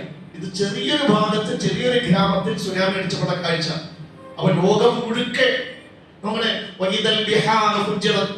ഈ 75% വരുന്ന കടല് എവിടേക്കാണ് പൊട്ടി ഒഴുകുന്നത്? അന്ന് മനുഷ്യന്മാരുടെ ഭീതി എവിടൊക്കെ ഓടുക? ഈ 25% കരയല്ലേ, ഈ 25% കടല് ഒഴുകാൻ വരുന്നത്. അള്ളാഹു കാത്ത് രക്ഷിക്കട്ടെ. അങ്ങനെ നമ്മള് വീണ്ടും വയനാട്ടിലേക്ക് വരാം. നമ്മൾ ഈ കാണണ്ടല്ലോ, ആ വലിയൊരു മലയുടെ ചെറിയൊരു ഭാഗം ഇതുണ്ടാവും. വലിയൊരു മലയാണ്. ആ മലയുടെ ചെറിയൊരു സ്പോട്ടിൽ ഉരുൾപൊട്ടിയപ്പോഴാണ് ആ ഉരുൾപൊട്ടി ഇങ്ങനെ വന്നപ്പോൾ മുണ്ടൊക്കെ ഈ ചൂരൽ മല അങ്ങനെ ഈ പറഞ്ഞ 4000 5000 അവിടെ ഏകദേശം കഴിഞ്ഞ ആഴ്ച വോട്ടർമാരുടെ എണ്ണം പറഞ്ഞു അല്ലെ. 2 ഭാഗത്ത് 3000 വോട്ടർമാര്. അപ്പോ മെച്ചൂർഡായ ആൾക്കാരാണ് വോട്ടർ ലിസ്റ്റിൽ വരിക. അപ്പൊ ചില വീടുകളിൽ എന്ത് ചെയ്യും, ചെറിയ മെച്ചൂർഡാവാത്ത പ്രായപൂർത്തിയാവാത്ത കുട്ടികൾ ഉണ്ടാവും. അപ്പൊ ഒരു വീട്ടിൽ 2 കുട്ടികളെ വെച്ച കുട്ടികൾ ചുരുങ്ങിയത് ഈ 2 നാട്ടിലുമാണ് 6000 പേര്. അഭയാർത്ഥി ക്യാമ്പുകളിൽ 1500 1700 ആൾക്കാരെ കൂട്ടാം. ബാക്കി 4000-ഓളം ആൾക്കാർ മിസ്സിംഗ് ആണ്. ചിലരുടെ കാല് കിട്ടി, കൈ കിട്ടി, ചിലരുടെ ബോഡി കിട്ടി, ചിലരുടെ കിട്ടിയിട്ടില്ല. അപ്പോഴും തെരച്ചിലാണ്. നിങ്ങൾ ആലോചിച്ച് നോക്കുക, നമ്മളൊക്കെ വല്ലാതെ പ്രയാസപ്പെട്ടു. അൽഹംദുലില്ലാഹ് കഴിഞ്ഞ ആഴ്ച അകമഴിഞ്ഞ ആ ജനതയെ സഹായിച്ചു. ഒരു സഹോദരി സ്വർണം തന്നു, പലരും വലിയ സംഖ്യയും ചെറിയ സംഖ്യയും തന്നു. അള്ളാഹുവേ, ഈ നൽകിയ ഓരോരുത്തർക്കും അള്ളാഹു ധാരാളം പ്രതിഫലം നൽകണം. അള്ളാഹു ഈ നൽകിയ ഓരോരുത്തർക്കും സ്വർണമായും പൈസയായിട്ടൊക്കെ നൽകിയ ഓരോരുത്തർക്കും അള്ളാഹുവിന്റെ സ്വർഗത്തിലേക്കുള്ള ഒരു വഴിയാക്കി മാറ്റി കൊടുക്കണം.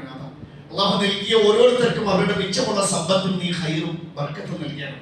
നമ്മളോട് ചിന്തിക്കേണ്ട വിഷയം, ഈ ചെറിയൊരു ഭാഗത്ത് ഉരുൾപൊട്ടിയപ്പോൾ ഇത്രയും ഭയാനകമായ കാഴ്ചയാണെങ്കിൽ ആ ലോകാവസാന സമയത്തുള്ള അവസ്ഥ എന്താവട്ടെ. അങ്ങനെ പ്രമുഖനായ അമേരിക്കൻ ജ്യോതിശാസ്ത്രജ്ഞനും ശാസ്ത്രത്തിന്റെ പ്രചാരകനുമാണ് നീൽ ഡിഗ്രാസ്. അദ്ദേഹം ഒരു കാര്യം പറഞ്ഞു. ഭൂമി ഒരു സെക്കൻഡ് എത്ര ഇപ്പൊ ഭൂമി ഇങ്ങനെ റൊട്ടേറ്റ് ചെയ്യാനല്ലോ നിശ്ചിത വേഗത്തിൽ. ഒരു സെക്കൻഡിൽ നിന്നാൽ എന്താ സംഭവിക്കുക? നമ്മൾ പറഞ്ഞില്ലേ, ഭൂമി എതിർ ദിശയിലേക്ക് നീങ്ങുമ്പോൾ ഒരേ ദിശയിലേക്ക് കറങ്ങുന്നതുകൊണ്ടാണ് സൂര്യൻ എവിടെ ഉദിച്ച് കിഴക്കുദിച്ച് പടിഞ്ഞാറ് അസ്തമിക്കുന്ന ഫീലിംഗ്. എതിർ ദിശയിൽ ഉദിക്കുന്ന ഹദീസ് പറഞ്ഞപ്പോൾ നമ്മൾ പറഞ്ഞിരുന്നു ഭൂമി അതിന്റെ എതിർ ദിശയിലേക്ക് റൊട്ടേറ്റ് ചെയ്യണം. അപ്പോഴാണ് ആ ഹദീസ് പ്രാവർത്തികമാണ്. അത് സംഭവിക്കുന്ന പറഞ്ഞത് ഭൂമി എങ്ങോട്ടാണ് കറങ്ങുന്നത് അതിന്റെ നേരെ എതിർ ദിശയിൽ ഒരു ഉൽക്ക ഇടിച്ചിറങ്ങും. അപ്പൊ ഏതാനും സെക്കൻഡിന് ഭൂമി നിൽക്കും. എന്നിട്ട് എന്ത് ചെയ്യും? എതിർ ദിശയിലേക്ക് കറങ്ങും. അതോടെ ലോകാവസാനം ആരംഭിച്ചു. നമ്മൾ പറഞ്ഞിരുന്നു ഒരു സെക്കൻഡിൽ നിന്നാൽ അദ്ദേഹം പറയുന്നത് ആ ഒരൊറ്റ സെക്കൻഡിൽ ഭൂമി നിശ്ചിത വേഗത്തിൽ കറങ്ങുമ്പോൾ നിന്നാൽ ഭൂമിയിലെ സകല ആൾക്കാരെ അത് കൊല്ലും. ജനലിലൂടെയും വാതിലൂടെയും മനുഷ്യന്മാർ പുറത്തേക്ക് തെറിച്ചു പോകും. അപ്പോഴേക്കും സൂര്യൻ ഊതപ്പെട്ടിട്ടുണ്ടാവും. അള്ളാഹു വിശുദ്ധ ഖുർആനിൽ നമ്മളെ പറഞ്ഞു, അള്ളാഹുവിന്റെ രക്ഷ തേടുക. പോകും, എല്ലാവരും പോകും. ഈ ഭൂമിയിൽ എല്ലാവരും. അവരുടെ സമയം ലോകാവസാനാണ് കേട്ടോ. മുശ്രിക്കീങ്ങളുടെ മറ്റൊക്കെ ഒരിക്കൽ അബൂജഹലും കൂട്ടരും വന്നിട്ട് നബിയോട് വന്നിട്ട് എന്ത് പറഞ്ഞു? ഞങ്ങളൊക്കെ വിശ്വസിക്കാം, സഫ മർവ കുന്ന് സ്വർണ്ണാക്കി തരുമോന്ന് പറഞ്ഞു. അപ്പൊ നബി ഉറപ്പ് കൊടുത്തു. നിങ്ങൾ ഉറപ്പാണല്ലോ, നിങ്ങൾ വിശ്വസിക്കോ? കാരണം പൂർവികരുടെ കഥ അല്ല പറഞ്ഞു കൊടുത്തിട്ട് ഇതുപോലെ പലതും ഒട്ടകം സ്വാലിഹ് നബിന്റെ ആൾക്കാര്, നീ ഈ പാറയിൽ നിന്ന് ഒട്ടകത്തെ പുറത്തു കൊണ്ടുപോവാ എങ്കിൽ ഞങ്ങൾ വിശ്വസിക്കാം. പക്ഷെ അള്ളാഹു അവര് പറഞ്ഞ പോലെ ഒട്ടകത്തെ പാറയിൽ നിന്ന് കൊണ്ടുവന്നിട്ട് അവർ വിശ്വസിച്ചില്ല. അപ്പൊ ഇത് മുഹമ്മദ് നബിക്ക് അറിയാം. അപ്പൊ മുഹമ്മദ് നബി അള്ളാഹിനോട് പ്രാർത്ഥിച്ചു, അള്ളാഹു ഇവരൊക്കെ വിശ്വസിക്കാതെ പറയുന്ന ഒരു ദൃഷ്ടാന്തം, ഈ നേരം കൊടുക്കുമ്പോ ഈ സ്വഫ മറവ് ഒരു സ്വർണ്ണമലയാക്കി കാണിച്ചു കൊടുക്കും. ജിബ്രീൽ അലൈഹിസ്സലാം വന്നു. ഓപ്ഷൻ 1 ഓപ്ഷൻ 2 രണ്ട് അവസരം കൊടുത്തു. ഒന്ന്, മുഹമ്മദ് നബിയെ അങ്ങ് പ്രാർത്ഥിച്ചതുപോലെ 2 മലകളും സ്വഫയും മറവയും സ്വർണ്ണമാക്കി തരാം.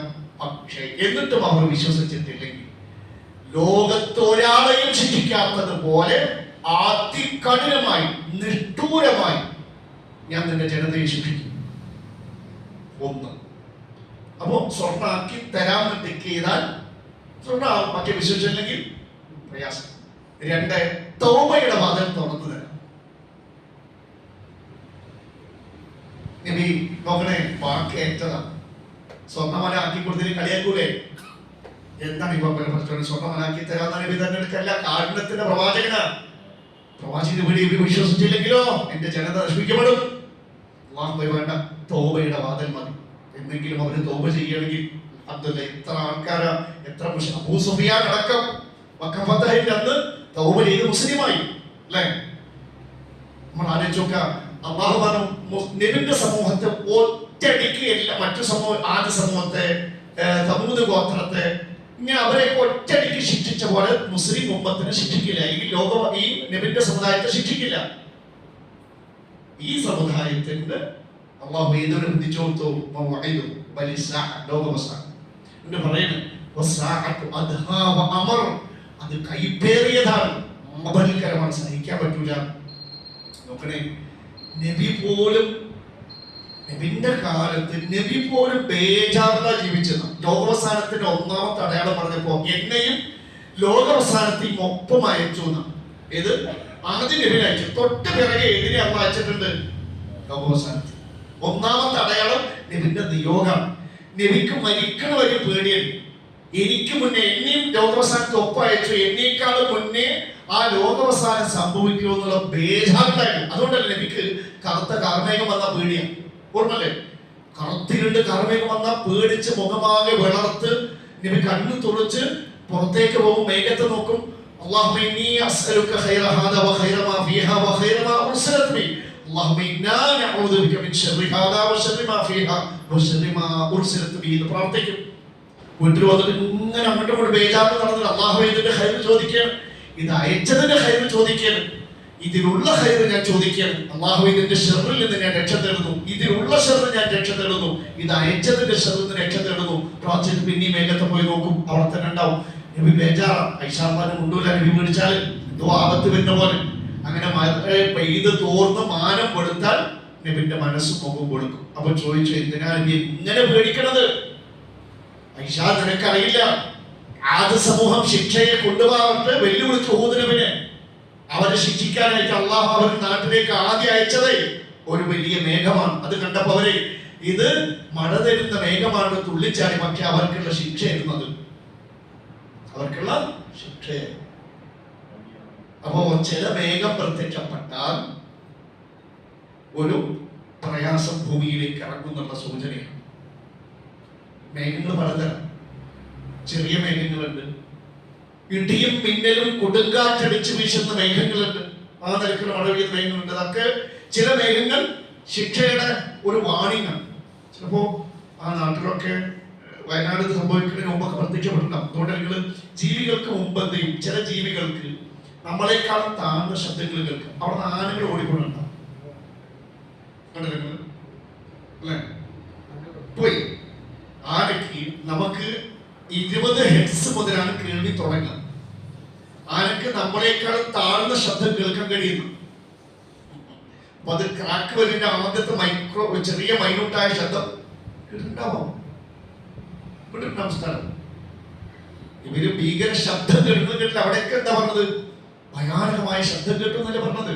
അല്ലാഹു ഖുർആനിൽ എന്താ പറഞ്ഞത്? ചികിട്ടടയ്ക്കുന്ന ശബ്ദമാണ് കേട്ടെന്ന്. നോക്കണേ, ആലോചിച്ചൊക്കെ നബി പേടിച്ച് ബേജാറായിട്ടാണ് ജീവിച്ചിരുന്നത്. കാരണം ഒരിക്കൽ നബി പറഞ്ഞു, ഞാൻ എങ്ങനെ സുഖിക്കുക, എങ്ങനെ വെള്ളം കുടിക്കുക, എങ്ങനെ സമാധാനത്തോടെ ഭക്ഷണം കഴിക്കുക, എങ്ങനെ സമാധാനത്തോടെ ഞാൻ ഉറങ്ങും. തന്നെ അനുജന്മാർ ചോദിക്കരുത്. കാരണം നോക്കണേ, ഈ സൂറിന്റെ ഉടമ അല്ലേ, ആരെയാണ് അള്ളാഹു സൂറിൽ ഊതാൻ ഏൽപ്പിച്ചിട്ടുള്ളത്? ഇസ്രാഫീൽ. നമ്മുടെ ഇസ്രാഫീലിന് അള്ളാഹു സൂർ കൊടുത്തു. അത് മുതൽ നമ്മുടെ നെറ്റിത്തടം ചുളിച്ച് ചെറിയ അള്ളാഹുന്റെ അർശിന്റെ നേരങ്ങളെ കൂർപ്പിച്ച് ഇങ്ങനെ അള്ളാഹുവിലേക്ക് തന്നെ കണ്ണ് ഇമവെട്ടാതെ ഒരു കണ്ണ് ഇമവെട്ടാതെ അദ്ദേഹത്തിന്റെ കണ്ണുകൾ വെട്ടിത്തിളങ്ങുന്ന നക്ഷത്രങ്ങൾ പോലെ ഉണ്ടെന്ന് പറഞ്ഞു. എന്താണ് ഇങ്ങനെ എന്ന് വെച്ചാൽ ഒന്നിങ്ങനെ തിരിച്ചിങ്ങോട്ട് ഇപ്പൊ നമ്മുടെ ശ്രദ്ധിച്ച നോട്ടം ഒന്നിങ്ങനെ പോയി വരാൻ ഒരു മൈക്രോ സെക്കൻഡ് പോലെ. പക്ഷെ അതുപോലും അങ്ങോട്ടോ ഇങ്ങോട്ടോ തെന്നി മാറാതെ അള്ളാഹുവിലേക്ക് തന്നെ സൂറിലൂതുന്ന ഇസ്രാഫീൽ ഇങ്ങനെ അള്ളാഹിന്റെ നേരെ ഇങ്ങനെ നോക്കി നിൽക്കണം. എന്തിനറിയോ? ഉമർ എപ്പോഴാണ് ഊതാനുള്ള കൽപ്പന വരിക, അതും കാത്തു നിൽക്കണം. എന്ന് ആകാശഭൂമികളെ പഠിച്ച അന്ന് കൊടുത്തത് ആ സൂർ. ഞാൻ പറയുമ്പോൾ ഓദിക്കോ, നമുക്കാണ് എന്റെ കൂടെ ഇത് കുറെ സമയമായിട്ട് തോന്നുന്നത്. ഈ പ്രപഞ്ചത്തിന്റെ ടൈം സ്കെയിലിൽ വെച്ച് നോക്കും, ഭൂമിയുടെ ആയുസ് ഒന്നും മാർക്ക് ചെയ്യാൻ പോലും പറ്റൂല. 15 സെന്റിമീറ്റർ സ്കെയിലിൽ 1 സെന്റിമീറ്റർ നമുക്ക് മാർക്ക് ചെയ്തൂടെ? പക്ഷെ ഈ പ്രപഞ്ചത്തിന്റെ ടൈം സ്കെയിലിൽ ഭൂമിയുടെ ആയുസ് ഇത് ആദ്യം മുതൽ ലോകാവസാനത്തിന്റെ സമയമൊന്നും മാർക്ക് ചെയ്യാൻ പോലും ഇല്ല. അത്രയ്ക്ക് ചെറുതാണ് ഭൂമിയുടെ ആയുസ് എന്ന്. പിന്നെ നമ്മുടെ ആയുസ് എത്ര ഉണ്ട്? നമ്മുടെ ആ ബേജാറാണ് നബിക്ക് കാണുന്നത്. ഇങ്ങനെ ആ സൂറും പിടിച്ചു നിൽക്കണത്ര. എന്ന് മുതൽ അന്ന് മുതൽ ഒന്ന് കണ്ണ് അങ്ങോട്ടും ഇങ്ങോട്ടും തെന്നി മാറില്ല. കാരണം തെന്നി മാറിയ സമയത്ത് അല്ല കൽപ്പിച്ചാൽ ആ സമയത്ത് സൂര്യൻ ഊതാൻ പറ്റില്ല എന്നുള്ള പേടിയുണ്ട്. ഇത്രക്ക് ഭയം. അവർക്ക് അള്ളാൻ അറിയാം, നമുക്ക് അള്ളാൻ അറിയണില്ല. അറിഞ്ഞാൽ അറിഞ്ഞവരൊക്കെ പേടിച്ച് സുജൂദിൽ വീണിട്ടേ ഉള്ളൂ. അപ്പോ സ്വഹാബത്തിന് പേടിയായി. സ്വഹാബത്ത് ചോദിച്ചു, കൈഫ നഖൂലു യാ റസൂൽ, ഞങ്ങൾ എന്താ പറയുക, ഞങ്ങളുടെ നിലപാട് എന്തായിരിക്കണം? ഒന്നും വേണ്ട, പേടിക്കണ്ട. ഖൂലു ഹസ്ബുനല്ലാഹ് വനിഅ്മൽ വകീൽ തവക്കൽനാ അലല്ലാഹി റബ്ബിന. അത് പഠിച്ചു. ഇതൊരു ആശയമാണ് കേട്ടോ. എന്താണ്? എന്ത് പ്രയാസം വന്നാലും മനസ്സ് പതറണ്ട, ആകാശം ഇടിഞ്ഞു വീട്. നമ്മൾ അല്ലാഹുവിൽ തവക്കുലാക്കിയവരാണെങ്കിൽ ശ്രദ്ധിക്കുക. എന്താ തവക്കുൽ?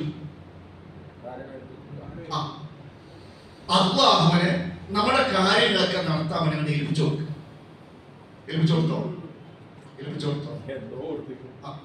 പിന്നെ അല്ലാഹു നമ്മുടെ കാര്യത്തിൽ എന്ത് തീരുമാനിച്ചാലും ബേജാറ് കാണിക്കാം. നമ്മൾ അല്ലാഹുവിനെ ഏൽപ്പിച്ചില്ലേ? അല്ലാഹു നമുക്ക് ക്യാൻസർ തന്നാലോ എന്താ അങ്ങനെ പടച്ചോണ്ട് പറയാൻ പാടില്ല. അൽഹംദുലില്ലാ.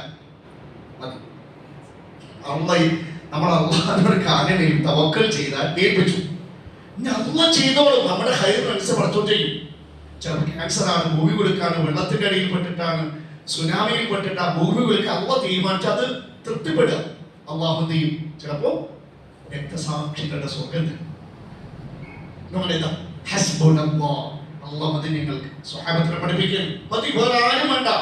ഒരു ഹോജിയും വേണ്ട, ഒരു ബീവിയും വേണ്ട, ഒരു തങ്ങളും വേണ്ട, ആരും വേണ്ട. ഒരു ജിന്നോ കുട്ടിച്ചാത്തനോ കൂടോത്രോ ഒന്നും വേണ്ട. ഒരു അമൽ വക്കീൽ.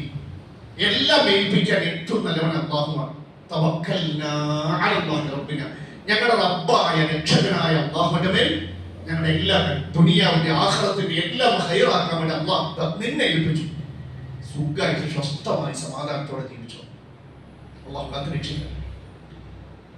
അപ്പൊ നോക്കണേ, ആ ഒരു മാനസിക അവസ്ഥ വീട്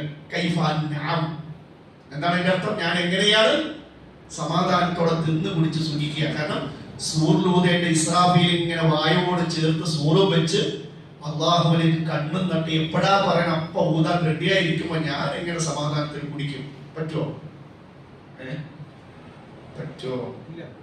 നിങ്ങൾക്ക് അങ്ങേയറ്റം ഇഷ്ടപ്പെട്ട നിങ്ങളുടെ 3 വയസ്സുള്ള 2 വയസ്സുള്ള നിങ്ങളുടെ കുട്ടി നിങ്ങളുടെ കയ്യിൽ കിടന്ന് പെടഞ്ഞു വെച്ച് കയ്യിൽ കിടക്കണം. ആ സമയത്ത് നല്ല ഹൈദരാബാദ് ബിരിയാണി എടുത്തുന്നോ? ല്ലേ? അങ്ങനെ നബി സമാധാനത്തോടെ വെള്ളം കുടിച്ചിട്ടില്ല, ഭൂമി സമാധാനത്തോടെ തിന്നിട്ടില്ല. എന്നും അള്ളാഹുവിനെയും പരലോകത്തെയും പേടിച്ച് ബേജാറായി ജീവിച്ചത്.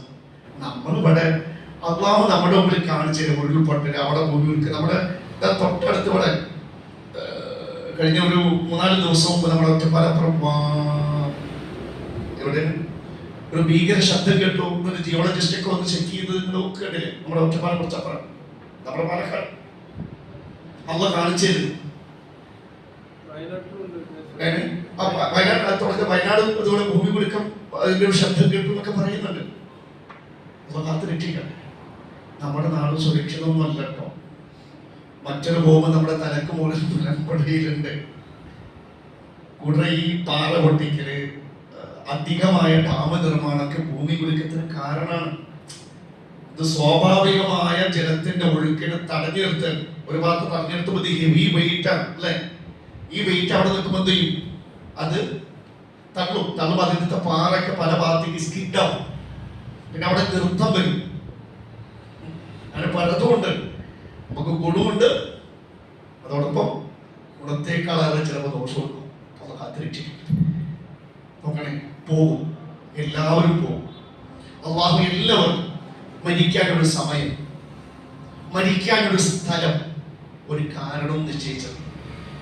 നോക്കണേ, നമ്മളൊക്കെ കഴിഞ്ഞ ഇസ്രായേൽ എന്ന ദുഷ്ടരാഷ്ട്രം ആ ഫലസ്തീനികളെ പാവം കഴിഞ്ഞ ഒക്ടോബർ മുതൽ യുദ്ധം തുടങ്ങി കൊല്ലാക്കൊല ചെയ്തപ്പോ പിഞ്ചു മക്കളുടെ അടക്കം 100 കണക്കിന് മയ്യത്തുകള് ഒരൊറ്റ കവറിൽ അടക്കം ചെയ്യുമ്പോൾ നമ്മുടെയൊക്കെ നെഞ്ചു പൊട്ടി. നമ്മുടെ മനസ്സിൽ അന്ന് പറഞ്ഞു നമ്മുടെ നാട്ടിൽ ഇങ്ങനത്തെ ഒരു അവസ്ഥ അല്ലല്ലോ. പക്ഷെ അവിടുന്ന് ആഴ്ചകളും മാസം കഴിഞ്ഞപ്പോൾ നമ്മുടെ കണ്ണിൽ കാണിച്ചത് കൂട്ട കവറടക്കം വയനാട് നമുക്ക് കാണിച്ചത്. ചിലപ്പോ നാളെ പ്രഭാതത്തിൽ എന്റെയും നിങ്ങളുടെയൊക്കെ മയ്യത്തിൽ ഇങ്ങനെ അവിടെ അഴുകി കിടക്കുന്നുണ്ടെങ്കിലോ, അടക്കം ചെയ്യാൻ ഒരാളില്ലാതെ. അള്ളാഹു സർവശക്തനാണ്. ഏതോ ഒരു രാത്രി ഏതോ ഒരു പകൽ നിങ്ങളുടെ തലക്ക് മുകളിലേക്ക് ശിക്ഷ അയക്കാൻ കഴിവുള്ളവർ നോക്കണേ. അള്ളാഹുവിന്റെ റസൂൽ സ്വല്ലല്ലാഹു അലൈഹി വസല്ലം പറയുന്നുണ്ട്, ഇദാ അറാദ അല്ലാഹു ഖബ്ദു അബ്ദിൻ ബി അർദി, അല്ലാഹു ഒരു മനുഷ്യനെ ഭൂമിയിൽ ഒരു സ്ഥലത്ത് വെച്ച് മരിപ്പിക്കാൻ ഉദ്ദേശിച്ചാൽ ജഅല ലഹു ഫീഹാ ഹാജ, അവൻ മരിക്കേണ്ട സ്ഥലത്തേക്ക് അല്ലാഹു ഒരു ആവശ്യം ഉണ്ടാക്കി കൊടുക്കും. അവർക്ക് മരിക്കേണ്ട സമയം അതായിരുന്നു, സ്ഥലം അതാണ്, മരണകാരണം ഉരുൾപൊട്ടലാണ്. നമുക്ക് അല്ലാഹു ഒരു സമയം, ഒരു സ്ഥലം, കാരണം ചിലപ്പോൾ ആക്സിഡന്റ് ആകാം, രോഗമാകാം, രോഗമില്ലാതെയാകാം, ഒരു കാരണം വെച്ചിട്ട് അത് സംഭവിക്കും. നമ്മളും മണ്ണിലടിയിലാക്കപ്പെടുന്ന ദിവസം ഉണ്ടാവും. എല്ലാവരും പോകും. വിശ്വാസം പറയുന്ന പരിഹാരം എന്താ? ഒരിക്കലും മരിക്കാത്ത, മയങ്ങാത്ത, നശിക്കാത്ത അള്ളാഹിനോട് അടുക്കുക, അവന്റെ പൊരുത്തം നേടുക, അല്ലാതെ രക്ഷകന്റെ കൂടെ. ലോകം അവസാനിക്കാൻ അടുത്തു മനുഷ്യരെ. പക്ഷെ മനുഷ്യന്മാരെന്താ ചെയ്യുന്നത്? ചെയ്യുന്നൊരു തെറ്റ്, ലോകം അവസാനിക്കാൻ ദുനിയാവും ആകാശമൊക്കെ പൊട്ടി ചിഹ്നമനെ ഒക്കെ തകരാനിരിക്കുക. എന്നിട്ട് മനുഷ്യന്മാർക്ക് ദുനിയാവുടെ ആർത്തി കൂടുതൽ. രണ്ട്, അള്ളാഹുവിനെ അകലെ ചെയ്യും, അള്ളാഹുവിൽ നിന്ന് അകലെ ചെയ്യും. അപ്പൊ വിശ്വാസം പഠിപ്പിക്കണം, ലോകം അവസാനിക്കാനെടുത്തു ആർത്തിയോടെ പണം ഇങ്ങനെ എടുത്തു വെച്ചിട്ട് കാര്യമില്ല. അങ്ങനെ നമ്മൾ പറഞ്ഞുകൊണ്ടല്ലേ പലരും കൊടുത്തത്, അത് ലാഭമായി. ഇന്ന് രാത്രി മയ്യത്താകണമെങ്കിൽ ആലോചിക്ക, ഉള്ള ഈ സ്വർണ്ണം ഇതൊക്കെ എന്ത് ചെയ്യും? നമ്മുടെ മക്കള് അയച്ചെടുക്കൂലേ? എടുക്കുമ്പോ ഏട്ടത്തി അനിയത്തി ഒക്കെ ഉണ്ട്. അപ്പൊ അനിയത്തി ബാബ അയക്കുമ്പോ എന്നുവെച്ചാൽ അത് ഞാൻ പറഞ്ഞു ചേട്ടോ നീ ചെയ്തെടുത്തോ. ഓരോരുത്തരും അടിച്ചെടുക്കുമ്പോഴത്തേക്കും ഈ പൂച്ചനെ കണ്ട പൂച്ചക്ക് ഭക്ഷണം വെച്ച് കൊടുത്ത വേറൊരു പൂച്ച അതിന്റെ അടുത്ത് എന്തെടുത്ത് അടുത്തിട്ട് ആന്ന് പറയില്ല. അതുപോലെ എന്റെ കൂട്ടർ അതാ ഇവിടെ കൂട്ടി വെച്ചിട്ട് കാര്യമില്ല. ആർത്തി കുറയ്ക്കുക, അള്ളാഹുവിനോട് അടുക്കുക, അതാണ് രക്ഷ. അള്ളാഹു ലോകാവസാനം സംഭവിച്ചു കഴിഞ്ഞ് ആലോചിച്ച് നോക്കെ, ലോകം അവസാനിച്ചു അല്ലെ? സൂറിൽ ഊതി രണ്ടാമത്തെ ഊത്തിന് മുമ്പുള്ള അവസ്ഥ എന്താ? മനസ്സ് പറയും എല്ലാം കഴിഞ്ഞു. ആരടക്കം? സൂറിൽ ഊതി ഇസ്രാഫീൽ അടക്കം. കുല്ലുമൻ അലൈഹാ ഫാൻ വയബ്ഖാ വജ്ഹു റബ്ബിക ദുൽ ജലാലി വൽ ഇക്റാം. എല്ലാം നശിക്കും, ആര് മാത്രം? അള്ളാഹുവിന്റെ മുഖം മാത്രം അവശേഷിക്കും. അവനാണ് എന്നുണ്ടാകുക. ആ അള്ളാഹുവിലേക്ക് അടുക്കുക, അള്ളാഹിനെ ആരാധിച്ചും നന്ദി കാണിച്ചും ദിക്ർ ചൊല്ലിയും തസ്ബീഹ് ചൊല്ലിയും അള്ളാഹുവിനെ നമ്മളെ കുറിച്ച് ഓർക്കുമ്പോൾ എന്റെ എത്ര നല്ല ദാസൻ, എത്രയാണ് അവനും അവളും നന്ദി കാണിക്കണം. അള്ളാഹു നമ്മളെ പറ്റി ഒന്ന് വിചാരിച്ച് കിട്ടിയാൽ അൽഹംദുലില്ലാഹ്. അത്തരം ഒരു ആശയത്തിലേക്കാണ് ഈ ആയത്ത് നമ്മൾ കൊണ്ടുപോയി എത്തിക്കുന്നത്. നമുക്ക് ഈ ആയത്തോതി നമ്മൾ കഴിഞ്ഞ ആഴ്ച നമസ്കാരം പറഞ്ഞ സമയം കിട്ടില്ല. നമ്മൾ ഇന്ന് നിങ്ങൾ വെട്ടിയതുകൊണ്ടാട്ടോ 7:25 നമ്മൾ തുടങ്ങാൻ. നമ്മളിവിടെ കുറച്ച് ആൾക്കാർ 7:10, 7:05 റെഡി ആയിരിക്കുന്നല്ലേ. അടുത്ത ആഴ്ച കുറച്ച് നേരത്തെ വന്നാൽ നമുക്ക് ഇത് കുറച്ച് നേരത്തെ അതുകൊണ്ടാണ്.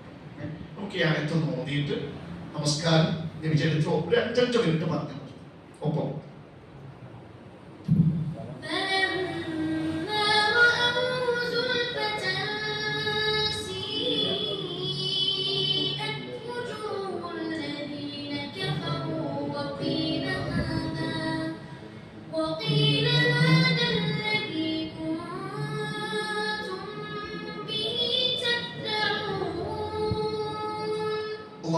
അടുത്ത ആഴ്ച 28-ാമത്തെ വചനം നമ്മൾ പരിശോധിക്കും.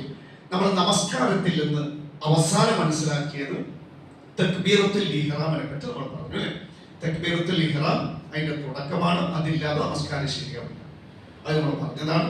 ഇനി നമുക്ക് തക്ബീറത്തുൽ ഇഹ്റാം ചൊല്ലുമ്പോൾ കൈകൾ ഉയർത്തണം. കൈകൾ ഉയർത്തണം അല്ലെ? നമ്മൾ കൈ ഉയർത്തുമ്പോൾ ശ്രദ്ധിക്കേണ്ട നിബന്ധന അത്രമാത്രം എന്ന് പറയണം. കേട്ടൽ അടുത്ത ആഴ്ച. പലപ്പോഴും നമ്മുടെ പല ആൾക്കാരും കൈ ഉയർത്തുന്നതേ ശരിയല്ല. എപ്പോഴൊക്കെ നമസ്കാരത്തിൽ കൈ ഉയർത്തണോ അപ്പോഴൊക്കെ ഇങ്ങനെയാണ് ഉയർത്തേണ്ടത്. തക്ബീറത്തുൽ ഇഹ്റാം അടക്കം നമ്മൾ റുക്കൂയിൽ പോകുമ്പോൾ ഉയർത്തും, റുക്കൂയിൽ നിന്ന് എഴുന്നേൽക്ക് ഉയർത്തും. അത് ഇത്തിദാലിൽ കൃത്യമായിട്ട് പറയുന്നുണ്ട്. പക്ഷേ അപ്പൊ എപ്പോഴൊക്കെ ഉയർത്തുന്നതിന്റെ അളവ് നോക്കണം. ഒന്ന് നമ്മൾ ശ്രദ്ധിക്കുക, കൈ ഉയർത്തുമ്പോൾ കയ്യിന്റെ ഇതിനെന്താ പറയാ, പള്ളഭാഗം അല്ലെ? ഈ ഉള്ള കൈ കിബിലക്ക് അഭിമുഖമാണ്. ഒന്ന് പറയും, ഫേസ് ടു കിബില. എങ്ങനെ? കൈ എങ്ങോട്ടാണ്? കിബിലക്ക് അഭിമുഖമാണ്. ശ്രദ്ധിക്കണേ. ഇത് ഇയാളുടെ കൈ ശരിയാണ്. കാരണം കൈ എങ്ങോട്ടാ പോയിരിക്കുന്നത്? കൈയിന്റെ ഉള്ള കൈ ആകാശത്തിലേക്ക്. നോ. ഇയാളുടെ നേരെ ഭൂമിയിലേക്ക്. ചില ആൾക്കാർ ഇതങ്ങനെ, ചിലരൊക്കെ ഇങ്ങനെയാണ്. ഏത്? ഇങ്ങനെയൊന്നും പറ്റില്ല. ഇതൊക്കെ റോ. ക്ലിയർ ആണ്? ശരിക്ക് ഒന്ന് പറയും, ഇത് കണ്ണാടി നോക്കി പ്രാക്ടീസ് ചെയ്യും. അങ്ങനെ നമ്മുടെ ഈ ഉള്ള കൈ നേരെ കിബിലക്ക് അഭിമുഖം. ഒന്ന് ഉയർത്തി നോക്കി. പിടിച്ചോ, മടിയൊന്നും വേണ്ട, നമ്മൾ പഠിക്കുന്നേ. കിബിലക്ക് നമ്മുടെ ഫേസ് ടു കിബില. കണ്ണാടി നോക്കുക, കറക്റ്റ് ആണോ നോക്കുക. നേരെ കിബിലക്ക് നേരെ. ഇങ്ങനെ ആകുമ്പോൾ മുഖത്തിന് നേരാം. ഇങ്ങനെയല്ല. ചിലരെന്ത് ചെയ്യും? ഇതെന്തറിയോ? ഇങ്ങനെ വരുമ്പോ ഭൂമിന്റെ നേരെ. ചിലര് തെക്ക കൂടിയിട്ട് ആക്കണ്ടാന്ന്. അത് തെക്കവല്ല, കല്ലില്ല. തെക്കവ കല്ലില്ല. ഒന്ന് ക്ലിയർ ആയില്ല. എന്താന്ന് പറയും? കൈയിന്റെ ഉള്ളം ഭാഗം കിബിലക്ക് അഭിമുഖമാണ്. ഇനി കൈ വിരൽ. വിരൽ, കൈ വിരൽ ശ്രദ്ധിക്കാം. കൂട്ടിപ്പിടിക്കൽ. കാരണം കൂട്ടിപ്പിടിക്കുന്നത് സുജൂദ് ചെയ്യുമ്പോ നമ്മൾ നിലത്ത് നോക്കും, കൂട്ടിപ്പിടിക്കണം. വല്ലാതെ വിടർത്തരുത്. വിടർത്തുന്നത് റുക്കുവായി മുട്ടുകാലിൽ പിടിക്കുമ്പോൾ കൈ വിരലുകൾ വിടർത്തി പിടിക്കണം. അത് കാണിച്ചു റുക്കു ചെയ്യുമ്പോൾ എന്റെ ചിത്രം വീഡിയോ കാണിച്ചു. നമ്മള് കൈകൾ തക്ബീറത്തുൽ ഇഹ്റാമിന് മറ്റും ഉയർത്തുമ്പോൾ നോർമൽ ഗ്യാപ്പ്, സാധാ ഗ്യാപ്പ്. ഏത്? നമ്മുടെ വിരലുകൾക്ക് നോർമൽ ഗ്യാപ്പ് ഉണ്ടാവും. വല്ലാതെ വിടർത്തണ്ട. എങ്ങനെ? എങ്ങനെ മനസ്സിലായി? ഇങ്ങനെ വേണ്ട, ഇങ്ങനെയല്ല. വല്ലാതെ കൂട്ടണ്ട. Normal gap. ഈ കുട്ടിന്റെ കൈ ഉണ്ടാവും. Normal gap. രണ്ട് മനസ്സിലായി? ഉള്ള കൈ കിബിലക്ക് അഭിമുഖമാണ്. പിന്നെ കൈ വിരലുകൾക്ക് നോർമൽ ഗ്യാപ്പ്. ഇനി ഈ കൈകൾ ഏതുവരെ ഉയർത്താം? ക്ലിയർ? ഏതുവരെ ഉയർത്താം? നമ്മുടെ ഒന്ന്, ഇതിനെ പറ്റി ഒരു ഹദീസാണ്. 3 ഹദീസുകൾ 3 നിലക്കാവാം. നബിന്റെ 2 കൈകളും ഉയർത്തിയിരുന്നു. മൻകിബ് പറഞ്ഞാൽ ഇതിനെ പറയും ഷോൾഡർ. ഒന്ന് പറയാ. അപ്പൊ നമുക്ക് ഏതുവരെ ഉയർത്താം? അവിടെ കാണിച്ചൊരു ഷെയ്ഖ് മുഹമ്മദ് അലൈഹിയാണത്, മഹാനായ പണ്ഡിതനാണ്. നമ്മുടെ ഏതുവരെ? ഷോൾഡർ. കൈ ഇങ്ങനെ പാടില്ല. ഇത് ഈ ഉയർത്തുന്നോടൊപ്പം ഈ 2 നിബന്ധന. ഉള്ള കൈ നേരെ കിബിലക്ക് അഭിമുഖം, കൈ വിരലുകൾക്കിടയിൽ നോർമൽ ഗ്യാപ്പ്. ഏത്? അപ്പൊ ഷോൾഡറിന്റെ താഴെ വരരുത്. ക്ലിയർ? റേഞ്ചാണ് ഇവിടെ മുതൽ ഇത്ര വരെ. അതിന്റെ താഴേക്ക് പോയപ്പോ നമ്മൾ ഇങ്ങനെ ഉയർത്തേണ്ട പ്രശ്നം എന്താ? ഇങ്ങനെ ഉയർത്തേണ്ട പ്രശ്നം എന്താ? അല്ല, ഒന്ന് ഭൂമിന്റെ നേരെ, 2 ഷോൾഡർ എത്തിയിട്ടില്ല. നെഞ്ചിന്റെ നേരെ വരുന്നുള്ളോ? പെയ്യാത്ത ആൾക്കാർ കുഴപ്പമില്ല കേട്ടോ. ഇത് കൈ ഉയർത്താൻ വയ്യ, വേദനയാണെങ്കിൽ നിൽക്കാവുന്ന പോലെ ചെയ്തോ. രോഗികളല്ല, ആരോഗ്യമുള്ളവരുടെ കാര്യം പറയുന്നത്. അപ്പൊ നമ്മൾ ചുരുങ്ങിയത് എവിടെ? ഷോൾഡർ. ഒന്ന് പറയും, ഷോൾഡർ. ഇനി ക്ലിയർ ആയി? 2 നബിന്റെ 2 കൈയും ഉയർത്തി ഹത്താ വരെ യുഹാദിയ ബിഹിമ ഉദ്നൈഹി, ചെവി വരെ. എത്രയാണ്? അവൻ ചെയ്തത് ചെവിക്ക് മുകളിൽ പോകരുത്. ക്ലിയർ ആയോ? ഇതൊക്കെ കൂടിയിട്ടേ തലക്ക് ചെവിന്റെ മുകളിൽ പോകരുത്. ഷോൾഡറിന്റെ താഴെ പാടില്ല, ചെവിന്റെ മുകളിലോട്ട് പാടില്ല. ക്ലിയർ? ഇതാണ് അതിന്റെ റൈറ്റ്. ഷോൾഡർ മുതൽ ഒന്നുകിൽ ഷോൾഡർ വരെ ഉയർത്താം, അല്ലെങ്കിൽ ചെവി വരെ. ക്ലിയർ ആയിട്ട് ചെവി. ഇനി ഒരു ഹദീസും ഉയർത്തി കൈ ഇല വായിക്കും. കരീബിൻ, ചെവി എത്തിയില്ല, കരീബിൻ മിൻ ഉദരി, ചെവിയുടെ അടുത്ത് വരെ. അപ്പൊ അതിന്റെ അർത്ഥം എന്താ? ഷോൾഡറിന്റെയും ചെവിയുടെയും ഇടയിൽ. ക്ലിയർ? ആ 3 നിലക്ക് ഒന്ന് പറയും. ഒന്ന് ഇതാ കാണിക്കുന്നുണ്ട്, ഷോൾഡർ. ഷോൾഡർ. 2 നമ്മളത് ചെവി വരെ. ചെവി വരെ. 3 ഷോൾഡറിന്റെയും ചെവിയുടെയും ഇടയിൽ. അപ്പോ നമ്മളിങ്ങനെ ഈ 3 രൂപത്തിൽ എന്ത് ചെയ്യാം? നമുക്ക് കൈ ഉയർത്താം. 3 സ്വഹീഹാണ്. അല്ലാഹു അനുഗ്രഹിക്കുമാറാവട്ടെ. ഇൻഷാ അല്ലാഹ് ഇന്ന് തക്ബീർ ചൊല്ലലും കൈ താഴ്ത്തലും കെട്ടലും ഒക്കെ അടുത്ത ആഴ്ച നമുക്ക് പറയാം. ഇത് ക്ലിയർ അല്ലേ? അപ്പോൾ നമ്മൾ കൈകൾ ഉയർത്തുമ്പോൾ ശ്രദ്ധിക്കേണ്ട കാര്യം വീട്ടിൽ ചെന്നത് കറക്റ്റായിട്ട് എഴുതി വെക്കുക. മക്കളെ പഠിപ്പിക്കേണ്ട കണ്ണാടി നോക്കി പ്രാക്ടീസ് ചെയ്തിരിക്കും. മാനപ്പെടുന്നു വിചാരിക്കുന്നത് ശരിയാണ്. ഇനി നമുക്ക് 5 മിനിറ്റ് കൂടി എടുത്തോട്ടെ, അതോ ചരിത്രം അടുത്ത ആഴ്ച ആക്കിയാൽ മതി? നമ്മള് ഹലീമ ബീവി പാല് കൊടുക്കുന്ന കഥ പറഞ്ഞു, ഓർമ്മണ്ടല്ലോ അല്ലെ? നിവൃത്തിയില്ലാതെ വേറൊന്നും കിട്ടാത്തത് കൊണ്ട് കുട്ടനെടുത്തു. തിരിച്ച് യാത്ര ചെയ്യുന്ന നമ്മൾ പറഞ്ഞു അല്ലെ? പോകുന്ന സമയത്ത് വല്ലാതെ പ്രയാസപ്പെട്ടു. തിരിച്ചു പോകുമ്പോ ആരുടെ കരുതലിന് മുന്നിൽ, അലീമിന്റെ പെൺകളുടെ മുന്നിൽ അങ്ങനെ അവസാനം നിൽക്കുന്നൊക്കെ പറയുന്ന അവസ്ഥയിലെത്തി. അങ്ങനെ യാതൊരു തടസ്സവും കൂടാതെ ബനൂ സാദ് ഗോത്രത്തിൽ യാതൊരു തടസ്സമില്ലാതെ മുഹമ്മദ് നബിയെ കൂട്ടി ഹലീമ ബീവിയും ഭർത്താവും ആ കുഞ്ഞു നബിന്റെ മറുപടി വന്ന സഹോദരനെത്തി. നമ്മുടെ ഹലീമ ബീവി നാട്ടിൽ നിന്ന് വരുമ്പോ ആ നാടാകെ വരൾച്ച കൊണ്ട് ആകെ ബുദ്ധിമുട്ടി നിൽക്കും.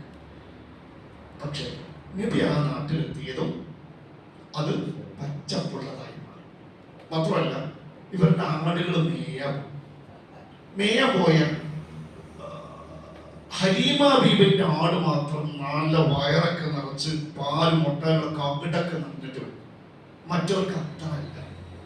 എന്നിട്ട് അവസാനം ആൾക്കാർ പറയാൻ തുടങ്ങി, ഇസ്രാഹു ഹൈസു ഇസ്രാഹു റായി ബിന്ത് അബീ ഖുബൈബ്, അബൂദഹിബിന്റെ മകൾ ഹലീമയുടെ ആട് എവിടെ വീണ അവിടെ കണ്ട ആടിനെ മേയ്ക്കുന്നു പറയുന്നു. എന്നാലും നോക്കണേ, വൈകുന്നേരം വരുമ്പോ അവരുടെ കാട് പോകുമ്പോ അത്ര വിശപ്പ് അടങ്ങാതെയും പാലില്ലാതെ പോകും. പക്ഷെ ഇവരുടെ ആണോ വയറൊക്കെ വിശപ്പൊക്കെ അടങ്ങി നല്ല പാലുള്ളവരായി. അങ്ങനെ ഇന്നും അവർക്ക് ധാരാളം ഖൈറും ബർക്കത്തും ഐശ്വര്യത്തോടു കൂടി നബിന്റെ മുലകുടിക്കാലം 2 കൊല്ലം പൂർത്തീകരിച്ചു. കൊടുക്കണ്ടേ? കൊടുക്കാൻ മനസ്സ് വരുന്നില്ല. എങ്ങനെ എടുത്തത്? നിവർത്തിയില്ല. അവസാനം നബിന്റെ കൂടെ കുറെ കുട്ടികളെ കൊണ്ടുവന്നിട്ട് പാല് കൊടുക്കാൻ അല്ലെ? പക്ഷെ ആ കുട്ടികളുടെ കൂട്ടത്തിൽ നല്ല ആരോഗ്യവാൻ നബിയായിരുന്നു. ഹലീമ ബീവിക്ക് സ്വന്തം കുട്ടിക്ക് പാലുണ്ടായിരുന്നു. പക്ഷെ നബി മറ്റുള്ള കുട്ടികളെക്കാളും ആരോഗ്യവാനായി. 2 കൊല്ലം കഴിഞ്ഞപ്പോ ഹലീമ ബീവിയും ഭർത്താവും ആമിന ബീവിന്റെ അടുത്തേക്ക് വരും.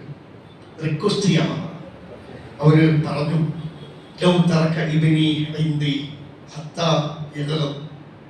എന്റെ കുട്ടിനെ അലിമാബി അമിനബിന്റെ കുട്ടിയുടെ പക്ഷെ മല കൊടുക്കും. അതും പറയും, കുട്ടിനെ എന്റെ കൂടെ തന്നെ പറഞ്ഞയക്കോ, ഒന്നുകൂടി ആരോഗ്യം വരട്ടെ.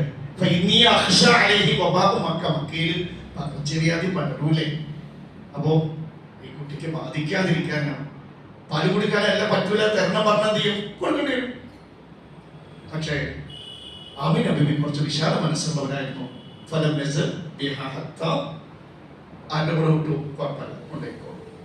അങ്ങനെ വീണ്ടും ഹലീമ ബീവി ഭർത്താവും സന്തോഷത്തോടെ പൊന്നോമനയെ നേരെ ഗോത്രത്തിലേക്ക് കൊണ്ടുപോയി. ഇൻഷാ അല്ലാഹ് അതിനുശേഷമാണ് നബിയുടെ ജീവിതത്തിൽ മറ്റൊരു വലിയൊരു സംഭവം നടക്കുന്നത്. അത് ഇവര് തിരിച്ചു കൊണ്ടുപോയി പോയി മുലകുടിക്കാലം കഴിഞ്ഞു കേട്ടോ, മുലകുടിക്കാലം കഴിഞ്ഞു. ഇനി അവിടെ വളരെ അത് അടുത്ത ആഴ്ച സസ്പെൻസ് ആയി, അടുത്ത ആഴ്ച അതാണ് വേഗം വീണ്ടും ചെയ്യുന്നത്, തിരിച്ച് കൊണ്ടുവരാൻ കാരണമാണ്. അല്ലാഹു അനുഗ്രഹിക്കുമാറാവട്ടെ. അല്ലാഹു സുബ്ഹാനഹു വ തആല നമ്മുടെ ഒക്കെ ജീവിതത്തിൽ വന്നുപോയ എല്ലാ പാപങ്ങളും അല്ലാഹു അവന്റെ റഹ്മത്ത് കൊണ്ട് പുറത്തു മാപ്പാക്കി തരുമാറാവട്ടെ. അർഹമർ റഹീമായ ഹയ്യും ഖയ്യൂമായ റബ്ബേ, ഞങ്ങളുടെയും ഞങ്ങളുടെ ഇണകളുടെയും ഞങ്ങളുടെ എല്ലാ മാതാപിതാക്കളുടെയും ഞങ്ങളുടെ എല്ലാ മക്കളുടെയും പാപങ്ങൾ നിന്റെ റഹ്മത്ത് കൊണ്ട് പുറത്തു തരണമേ. ഞങ്ങളുടെ മക്കളെ സ്വാധീനങ്ങളാക്കണം. അല്ലാഹുവേ, കഴിഞ്ഞ ആഴ്ചകളിൽ, കഴിഞ്ഞ വെള്ളിയാഴ്ചയും അതിനുശേഷം ക്ലാസ്സിലും അതിനുശേഷം ആ ഒരൊറ്റ രാത്രി കൊണ്ട് എല്ലാം നഷ്ടപ്പെട്ട മക്കൾക്ക് ഒപ്പം പോയി, പലരും പോയി. അത്തരത്തിൽ നിരാലംബരായ ജനതക്ക് സ്വർണ്ണാഭരണമായി, പൈസയായി, ചെറുതും വലുതുമായ സംഖ്യകളൊക്കെ ആയിട്ട് സഹായിച്ചവർ നമ്മുടെ ഈ ചെറിയ ഒരു ശാഖയിൽ തന്നെ, നമ്മുടെ പാലക്കാട് മണ്ഡലത്തിൽ തന്നെ 1 ലക്ഷത്തിലേറെ നമുക്ക് സംഭാവനകൾ എടുക്കാൻ കഴിഞ്ഞത് അല്ലാഹുവിന്റെ തൗഫീഖാണ്. അൽഹംദുലില്ലാഹ്.